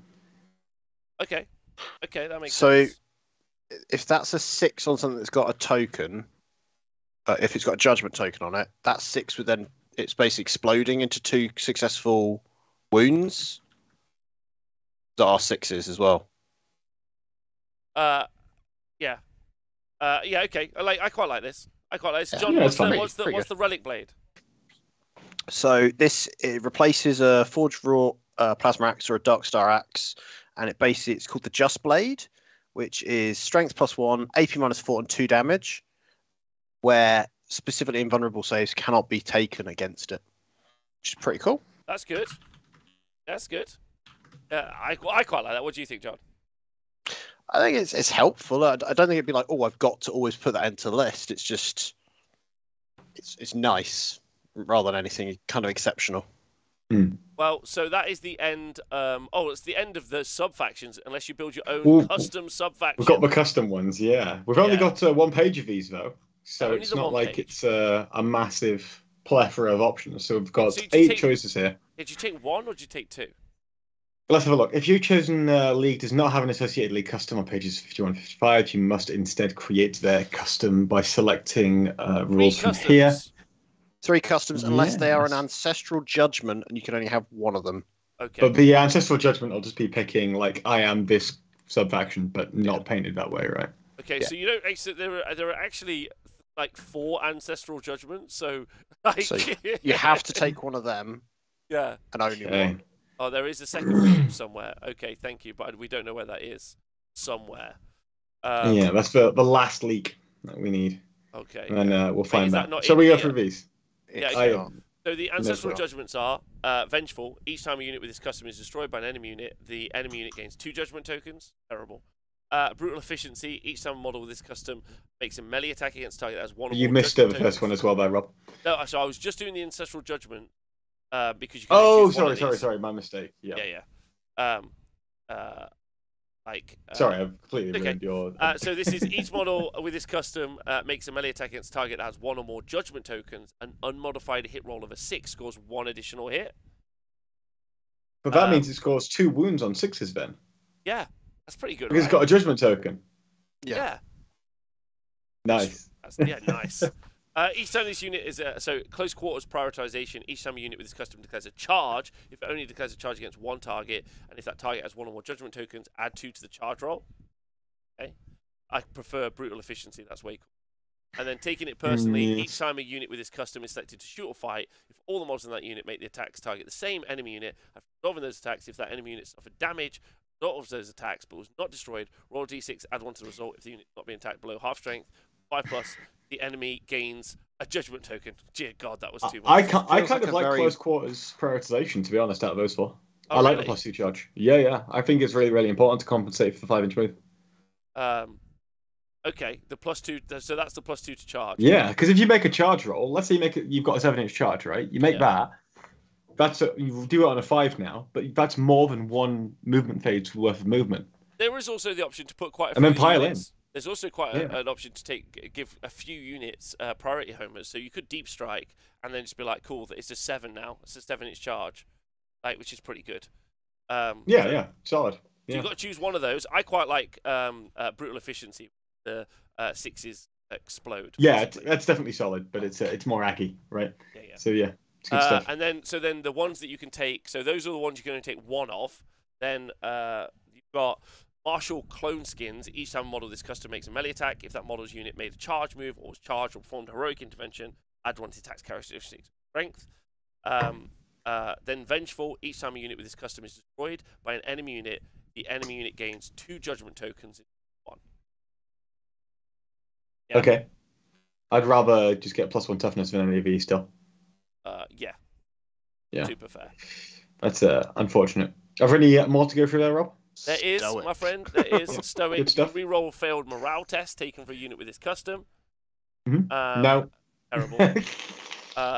Honoring Toil. Each time an attack is made by a model with this custom unit is below starting strength, add 1 to the attacks to hit roll. Add 1 to that. Yes, to the attacks to hit. Each time a model is below starting strength. That's the same as the other one, right? And then War Songs. Each time a league model with this custom makes a melee attack, if the target of that melee attack is within engagement range of 2 or more league core units from army when the attack fight, you can re-roll the to hit roll. Rerolls to hit. Kind of interesting. I feel like you'd probably kill it anyway. I mean, that's decent though, with the force to hit automatically do big Demugas. Yeah, right? I agree. Okay, yeah, all right, well, solid. Tom, you're popping off now, right? Yeah, I need to head. I've got things to do. But enjoy the rest of the stream, guys, and I'll talk to you tomorrow or later in the chat or something. See you later, guys. Thanks for stream. Bye. Boom, boom. Me and John. John, we don't have tons left to do. What are you thinking of it so far? I think it's interesting. I'm enjoying the concept of them being an opponent to play against rather than one that I pick up and do myself, though. Okay. But that's kind of cool. It's nice sometimes just being, oh, cool, this is a cool thing to play against. Because you don't always want to be the person piloting the new things either. So it's kind of nice that I'm excited for people that are more excited about it, if that makes sense. Yeah, of course. Like, oh, no, both. Both is great. Yeah, like, I'm excited about all of it, to be honest, John. Actually, I think it's not that, like, it's nowhere near as, like, I think the Knight Codex was fairly convoluted. It was hard to read, let alone to play with. Yeah, I agree. Okay. So this is some Crusade stuff that we're looking at here. So we're going to skip this pretty quickly. Yeah, and then we're going to go to we're going to go to some Warlord traits and then some stratagems. John, not long. Like, boy, reviewing these codexes is a slog, right? Yeah. Yeah. So we're doing. So we've already touched on things like the upgrades, the Votannic Council stuff. So we don't need to do those. None of those. So now we're just doing Warlord traits. Okay. So each time this Warlord uses an ability. So this is wait, hold on. Warlord traits. Ancestral Bearing. This is the first one. Using an ability in your command phase that specifies a range, you can add 3 inches to the range of that ability to a maximum of 12 inches, and then add 3 inches to the range of this aura abilities. You roll ones to hit aura as an example. Yeah. So putting that on like a Lord, a High Kahl would be kind of helpful if you're trying to make sure everyone's got as many rerolls as possible. Yeah, because if you want to make like a shooty gun line, right, you take this and you get as much rerolls as you can. Because I'm guessing you wouldn't want to have the comms on all your units, because obviously the cost of that could add up. Maybe there's more value. I quite like the comms. It gives you some real, like, it gives you, because it's pretty wide, right? My guy's in the middle, and then that unit on the left is 24 inches away. So theoretically, you should cover most of the table if he's in the middle. Yeah. I think. So you might not need this then, but it's nice to have, right? Then you got the Warrior Lord. Each time this Warlord makes a melee attack, you can reroll the wound roll. Each time a melee attack made by this Warlord is allocated to an enemy model, that enemy model cannot use any rules that ignore wounds it loses. You could put this on our big beefy fighting Terminator. The aggro man, yeah. Yeah, the aggro guy. The champion. That's quite fun. Because I don't know if having the Kahl as your Warlord even gets you anything, really. So unless you were getting if you're playing a non-Nephilim game, you wouldn't be thinking about just putting random Warlord traits on things just for the sake of it. It needs to be worth the CP, because you don't have CP otherwise. Oh, you don't get one for free, right? Of course. No, so it has to be one you definitely want, not just like, well, I've got to. So obviously, the only other reason is if you've not got the name character as your Warlord, but I don't think his wasn't that great from what I remember. I mean, he reduces damage 1 to a minimum of 1. Was that it? Was that his trait? John, I really like the subfaction where you count as having additional what's it called? Additional judgments. I think that feels terrifying, because that's getting you where you want to be already without having to actually do the work. You're like, I've hit, also I've wounded. It feels like it's hyper efficient, right? I'm sure someone will work the math out, but it feels good. Okay, a long list. Right, so Uthar has Ancestral Bearing and Experienced Eye are his Warlord traits. Oh, so he has them just for taking him. He has 2 of them. So he's a 2-for-1er. Oh yeah, so he's got Ancestral Bearing, which is extend the range. And what's the other one he has? The Eye one. Unrelenting Toil. Long list. I don't see it. Oh, that's probably his subfaction.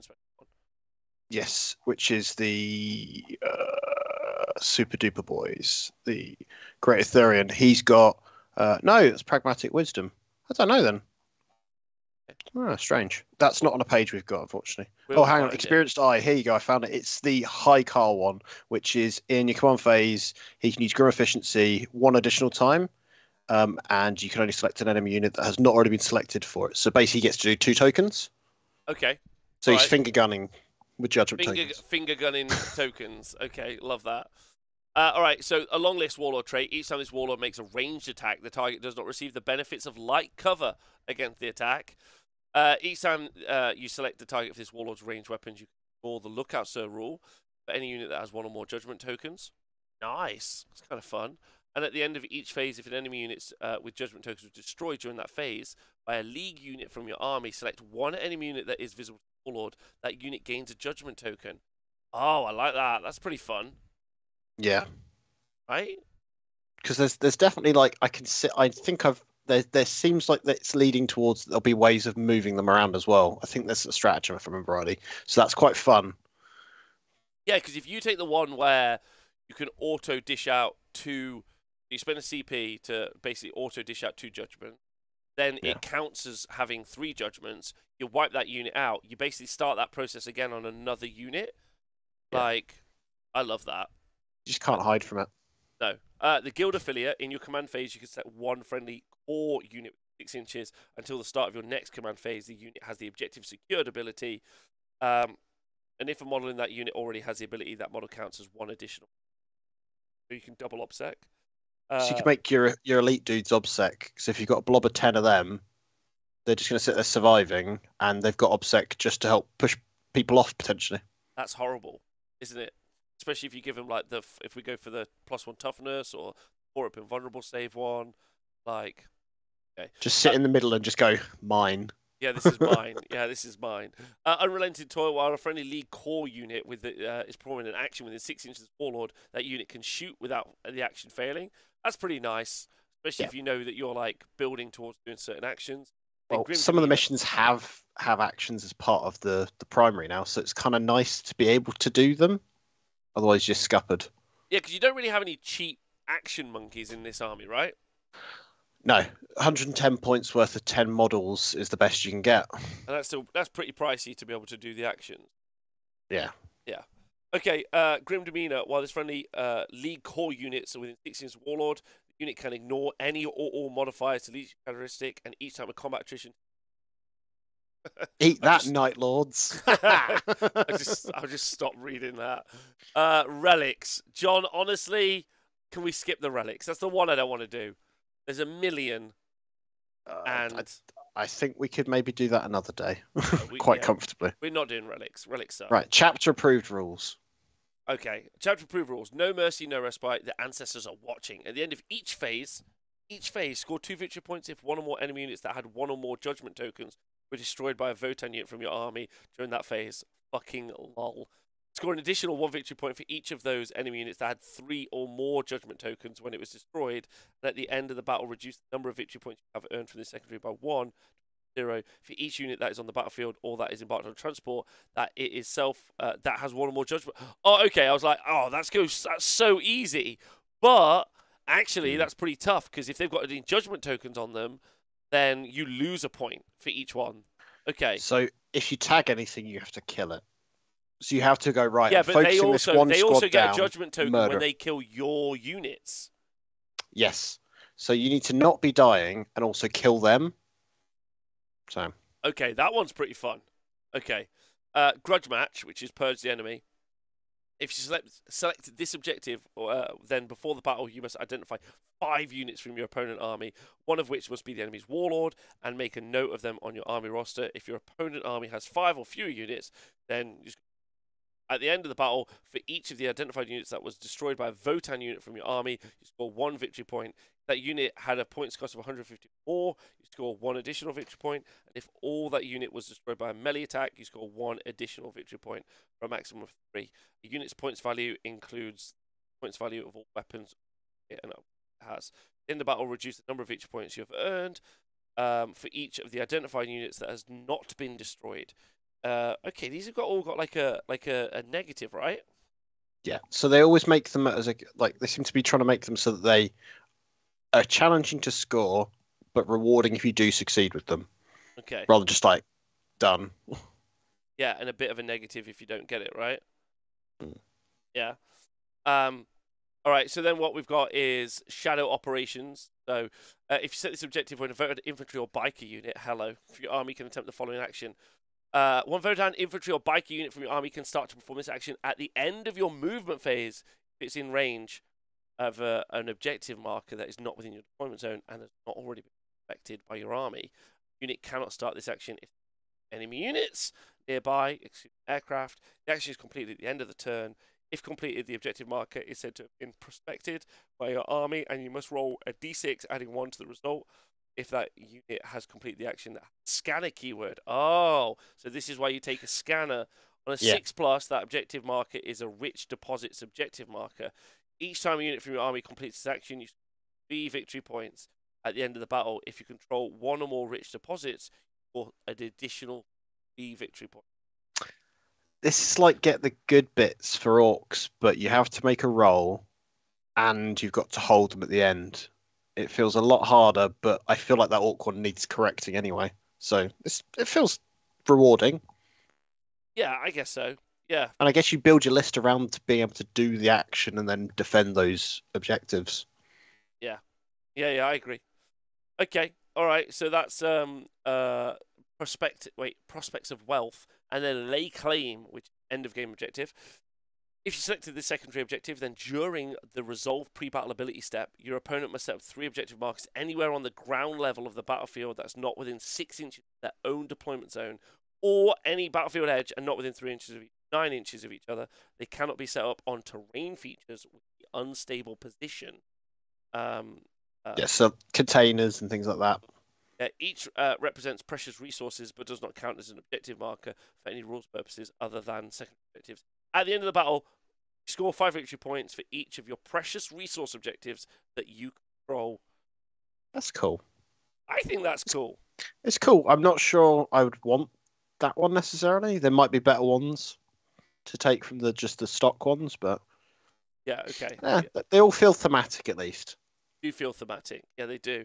I quite like them though as well. There's like I like the Judgment one. I think I would 100% go for the Ancestors Are Watching.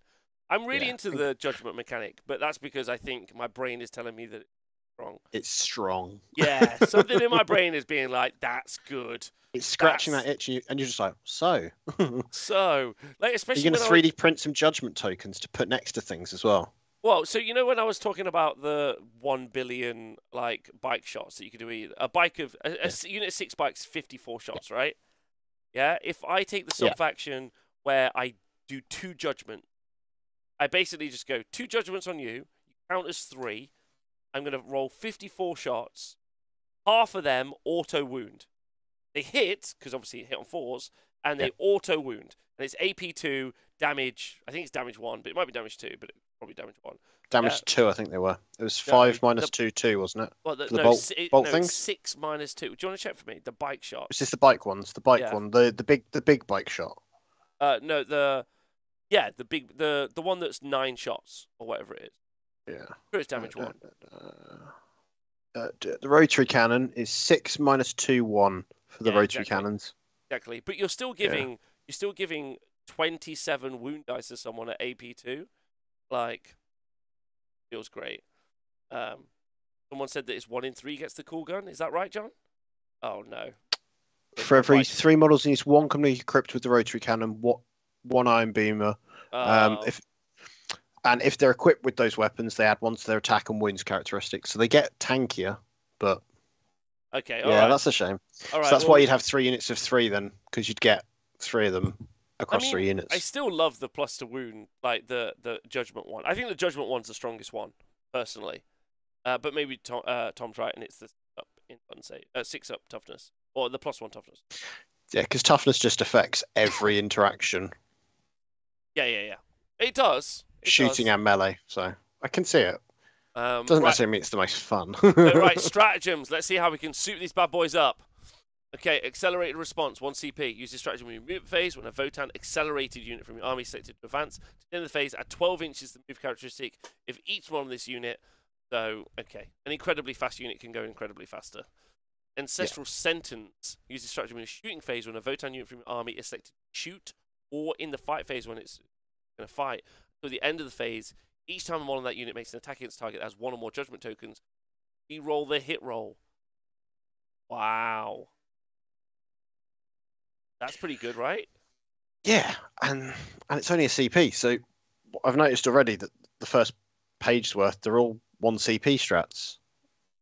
Yeah, so let me get this right. If I take a high Kahl, I can pick a unit and be like, a core unit, sorry, and I can be like, you guys are all getting rerolls to hit. And then I can also I can spend a CP and be like, you're also getting rerolls to hit. Again, if they're shooting something with a judgment token on. Yeah, again, I'm taking a Kahl who's also going to put 2 judgment tokens on. He's going to be wait, and also, is it reroll failed to hits? No, it's just to hit. Okay. The failed has disappeared. 9th edition has removed the ambiguity bit. Well, that means if I hit on 3s, as an example, John, I could even decide to re-roll my 3s, hoping to turn them into 4 fishing. Pluses. Yeah. Fishing for auto wounds. Yeah. That seems crazy, man. That seems crazy. Okay, core buster fire pattern. Use a stratagem in a shooting phase after an enemy unit is hit by an attack made by a beam weapon. John, this is all you. fired by a Votann model in your army. Until the end of the phase, each time that enemy unit is hit by another attack made by a beam weapon fired by a Votann model, roll a d6 on a 4+. The enemy suffers 1 mortal wound in addition to normal damage. A unit can only suffer a maximum of 6 mortal wounds. Stratagem. So, okay, so this is where we stack the beam weapons on our big tank. Having those 4 beams go meow meow. Right? Because, wait, isn't it... Oh. Wait, it's 4 beam weapons, but they have 2 shots each, so it's 8 beam attacks. Get what I'm saying? Yeah. Yeah, because they're 2 attacks each with beam, yeah. 18 inches away as well. And you move 10, 28 inches. I don't know, I know Tom wasn't, like, big on it, but I actually think that's pretty decent. And if you're using the heavy beam one as well, that was the 30-inch range one, that's 2 shots each as well. Okay, that's good. I like Core Buster Fire Pattern. That's got a situation. Cyber Stim Infusion. Use this stratagem in the fight phase when a Votann Beserker unit from your army is selected to fight. Until the end of the phase, each time one of that unit makes a melee attack, you can reroll the hit roll. Okay. Loads of rerolls in this army. It's dumb. The Hunter's Mark is a CP. Use this stratagem in your shooting phase. Wait, this is good. This is the one. Use this stratagem in your shooting phase before making a hit roll for an attack made by a Votann model in your army. If the target has 1 or more Judgment, do not make a hit roll for the attack. It automatically hits the target. Oh my god. Oh my god. So you could do your beam weapon with this. Is what we're like. That's the big one, right? Because that means you auto. Wait, it just means it automatically hits. But does that mean it automatically hits as a 6? If it hits, if you've got it auto hitting, they said for the purposes of auto hits to wound, it counts as a 6. But I don't think that the hit would count. It'd count as a success. Okay. So it'd need to be. It wouldn't trigger the judgment unless you roll it. You'd need to roll it realistically if you wanted to try fishing for the judgment, like auto wound. Because if you're hitting on a 3, it would count as a 3. Okay, yeah. Not as a 6. So I'm less bothered about this. Yeah. I think that's more if you wanted to just guarantee getting something to hit, and then you've got a very easy wound roll to not worry about. About that, to be honest. I want to just trigger as much judgments as possible. I'm a true dwarf. Kinbond is 2 CP. We've got 2 CP, John. Got to be good. Use this stratagem at the start of the fight phase. Select 1 enemy unit that's within engagement range or 2 or more Votann core units from the army. To the end of that phase, each time a Votann core model makes a melee attack against the enemy unit, you can reroll the to wound roll. There you go. That's pretty good, right? That's pretty handy. Because if you say got a transport full of the Berserks, but you drop them out. But you also have to have 2 core units engaged with it as well at the same time. Oh, it's core, isn't it? So it wouldn't be the transport. Unless the transport's core. I'm trying to think, like, you could literally get out your transport, charge the transport in to soak up Overwatch, then the Berserks go in, and actually then you've got the 2 units. They are not core. That's a shame. John, while I read the next one, find out which units are core, because that will be important. Okay. The Might of the Einhyr. Use the stratagem in your shooting phase. When the Einhyr hit your... the enemy... Oh, sorry. When an Einhyr unit from your army is selected to shoot or fight, when a unit from your army is selected to fight until the end of the phase, each time a model from that unit makes an attack, add 1 to the attacks to hit roll. Okay, so +1 to hit, basically. Right in the shooting or fighting phase, +1 to hit. And there's already some pretty easy ways to get +1. Yeah. Yes. Okay. A lot of +1 to hit and re-roll all hits as well. Okay. What have you found out what's core yet, John? Essentially, not the vehicles. So the Thunderkyn, the Pioneers, which are the bikes, the Beserks are core. Yeah. Obviously, the Hearthkyn Warriors are as well. So it's everything apart from the 2 vehicles. Okay. And characters, obviously. So that's pretty good. Does seem. I'm not gonna lie to you. Okay. All right. So, optimize volley. Use your stratagem in your shooting phase when a Votann unit from your army is set to shoot. At the end of the phase, each time a model in that unit makes an attack with a bolt weapon on an unmodified hit roll of 6, 1 or more additional hits scored. If the target is unit contains 11 or more, when this stratagem is used, then 2 additional hits are scored. Okay, so this is our. We've got 10, 20 of our like regular troops. Or Thunderkyn even. Yeah, and or Thunderkyn as well. Because they've got the bolt cannon, which is 3 shots each. Yeah, that's pretty nice. Yeah. So we're taking the 18-inch gun on the Thunderkyn, right? That's not bolt. The bolt can is 36. Oh yeah, of course. Yeah, because the other one's the grav one, unfortunately. So I like the grav one personally. yeah. All right. So then the next stratagems. Oh, okay. Page 2. Rifling. Oh. Is a request stratagem. So like take a warlord or like a relic or a warlord trait. So easy to get. Next one is familial loyalty. Use a stratagem in your opponent's charge phase. Select one infantry or Votann biker unit from your army. At the end of that phase, the unit eligible to perform heroic actions if it was a character. That's really cool. Yeah. Especially if you take big fighty boy. Light them up. Use your stratagem in your shooting phase. After a Votann searchlight unit from your army has resolved its attacks, select one enemy unit that's hit by one or more of that unit's ranged attacks in this phase. Every unit in your army is from the same league, excluding unaligned units. Selected enemy unit gains a judgment token. There's 1 CP, get a judgment token. It's illuminating. Yeah.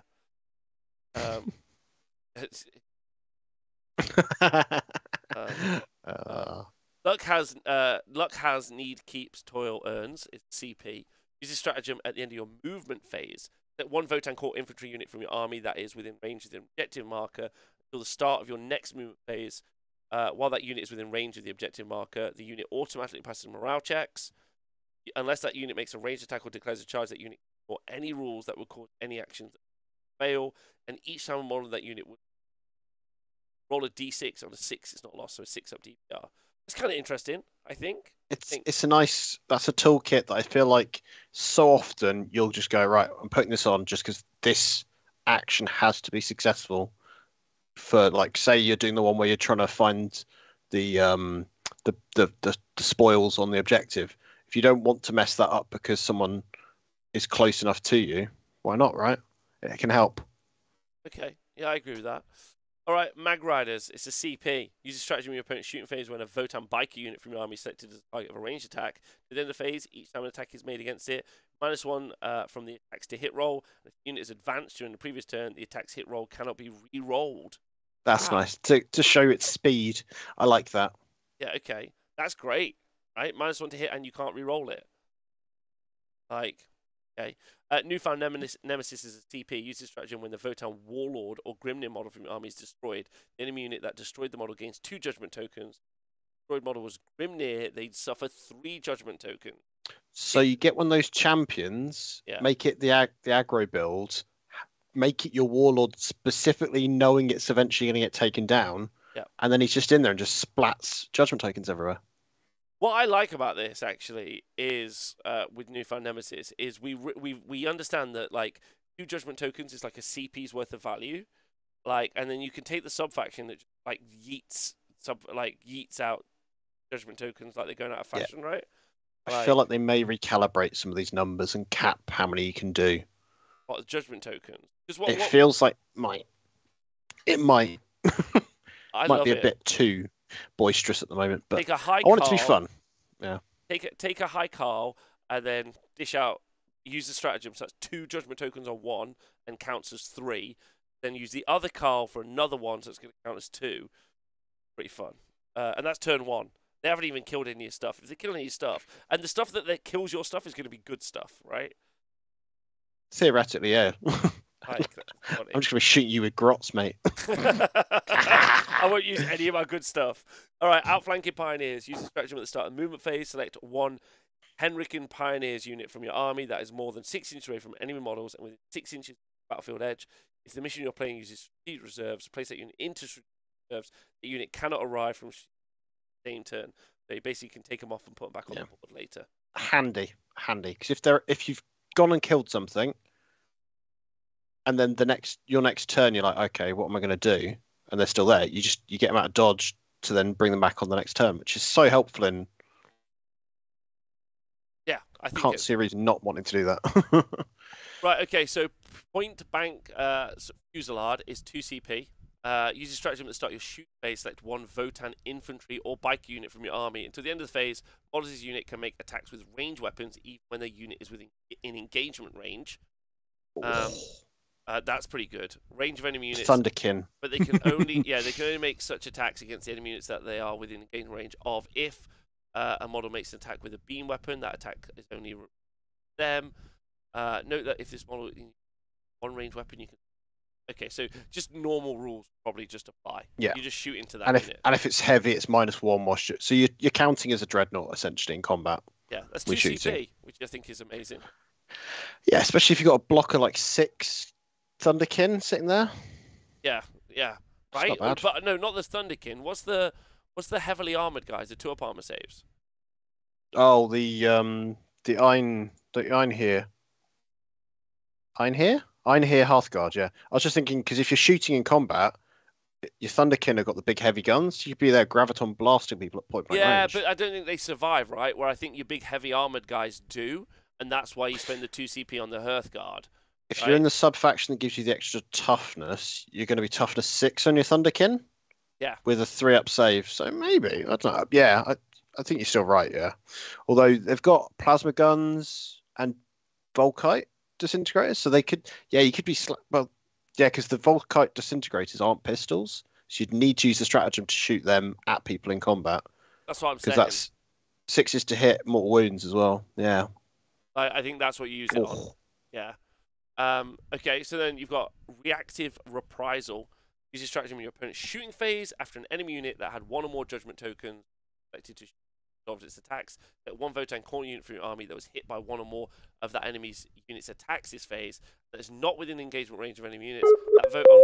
That Votann core unit can immediately shoot as if it were your shooting phase, but its models can only target the enemy unit when doing so, and only if the enemy unit is in the eligible part. After resolving its attacks, the Votann core unit that is not eligible to shoot in your next shooting phase, Votann core unit was a unit of Hearthkyn Warriors. The stratagem costs 1 CP, otherwise it costs 2 CP.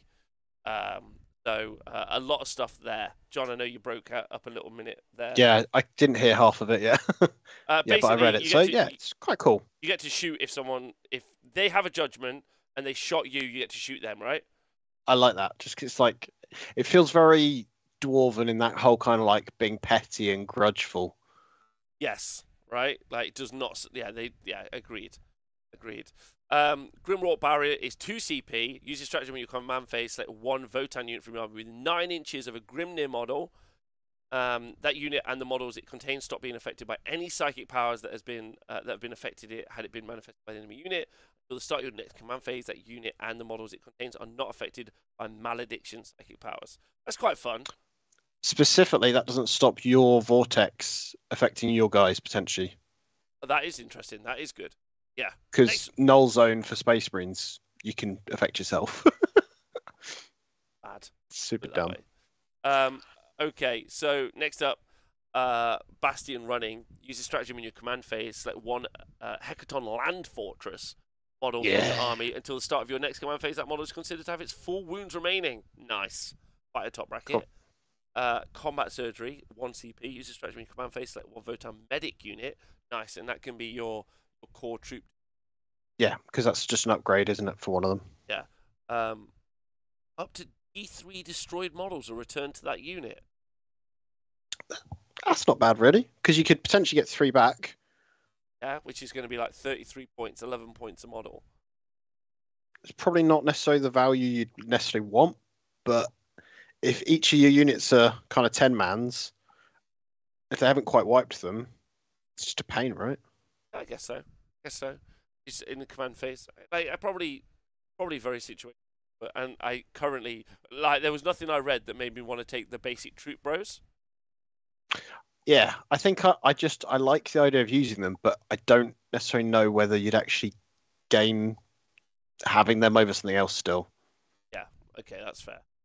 Personal Grudge, 1 CP. Use the stratagem in command phase. Select a character from your army and 1 enemy unit that's on the battlefield until the end of the battle. Each time a model in the character unit makes an attack against a selected enemy unit, the enemy unit is considered to have 3 judgment tokens. Wow. On it for the purposes of determining what bonuses apply. You can only use this stratagem if every unit from your army is in the same league. Okay. That's pretty fun. I like that. So if that's pretty epic. You just go, I'm coming for you, and then he just runs at them. That's fun. Yeah, I like that a lot. In the right hands, which is 1 CP, use this stratagem before the battle when you are mustering your army. if your Warlord has the Votann keyword, select one Votann character model from your army and give them one Ancestral Relic. Must be a relic they could have. Each relic in your army must be unique. Oh, is this just a relic one? Is that just taking a relic? Yes. Yes, it's... Must be unique. Cannot use this stratagem to give you to give a model 2 relics. If you're so in Strike Force, you can use the stratagem twice. So this is just a way of giving more relics out. Yeah. Yeah, it's a requisition one. Sorry, I was reading it, just going, what? You know what? I'm happy. Yeah. I'm so happy we did the units before we did these. Like stratagems is like such a drag, right? Like to. Just it's also context heavy. Like if you don't know what the units do, then looking at it and going, what's that keyword mean? Means nothing in a stratagem. I agree. All right, well-ordered retreat is a CP. Use this stratagem in movement phase. When a Votann core unit from your army falls back, the unit is still eligible to shoot, even though it fell back. It's an Ultramarine. Concussion blast is 1 CP. Use this stratagem in your shooting phase. When a Votann concussion unit from your army is selected to shoot, select one enemy unit within 6 inches. Start your next shooting phase. Selected enemy unit cannot fire Overwatch or set to defend. Nice. Each time more than that selected enemy unit makes an attack, subtract 1 from the attacks to hit roll. Okay, quite fun. So you concuss someone and then charge them? Yes, that's good. As well? It's not a bad thing.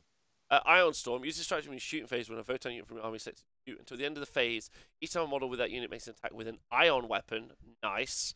An unmodified wound roll of a 6 inflicts 1 mortal wound on the target. In addition, any normal damage to a maximum of 6 mortals. If this unit contains 11 or more models, stratagem costs 2 CP. Isn't our beam weapon an ion beam weapon, or place the ion weapon on a big tank? On the big tank. On the big tank. Let me just check.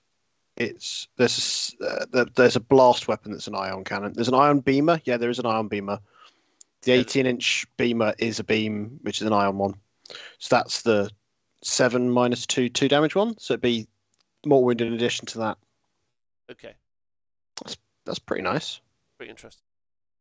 Subterranean explosives is 2 CP. Use this stratagem in shooting phase when a subterranean explosive unit from your army is selected to shoot.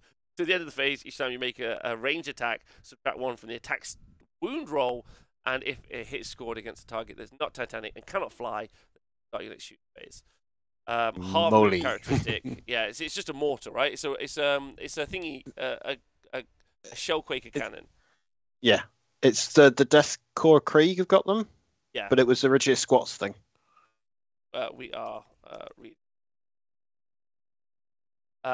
Okay, so we've got the Ball Wave System Jammer, which is 2 CP. Use this stratagem at the start of any phase. Select 1 Votann comms unit from your army, then select 1 enemy unit within 12 inches of that unit until the end of the phase. The enemy unit cannot be affected by any aura abilities that units in your opponent's army have. That's pretty good, right? Yeah. So that stops things like you feel no pain auras from medics and pain boys and stuff like that. That's really nice to then stop. Right. Shenanigans or like force fields like Big Mechs and Azrael's Invuln aura. Oh my god! Suddenly you kind of got this yeeting character hitting in, and then you turn everything off. Yeah, you just turn off all of their aura abilities. I love that. You want to interact? No interactions for you.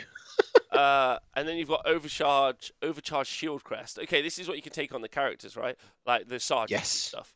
Use this stratagem in the phase when a Votann shield crest unit from your army is selected as the target for a range attack. Until the end of the phase, each time a range attack is made against that unit. Transhuman. And the shield crest keyword gets added if you put a shield crest on the sergeants for the squads. So you can give it to one of your units. So this is where your infantry unit can actually survive a bit longer as well. Yeah, agreed. Like, very interesting, I think. All right. And then we've got Panspectral Warning 2 CP. Use this stratagem at the end of the reinforcement step of your opponent's movement phase. Select 1 Votann scanner unit from your army that's not within engagement range of the enemy units. That unit can shoot as if it was shooting phase. Oh, so it's basically all specs tactics. Yeah. As long as you win them. Yeah, it's exactly all specs, yeah. All specs scan, not all specs tactics. Sorry, not the YouTube channel.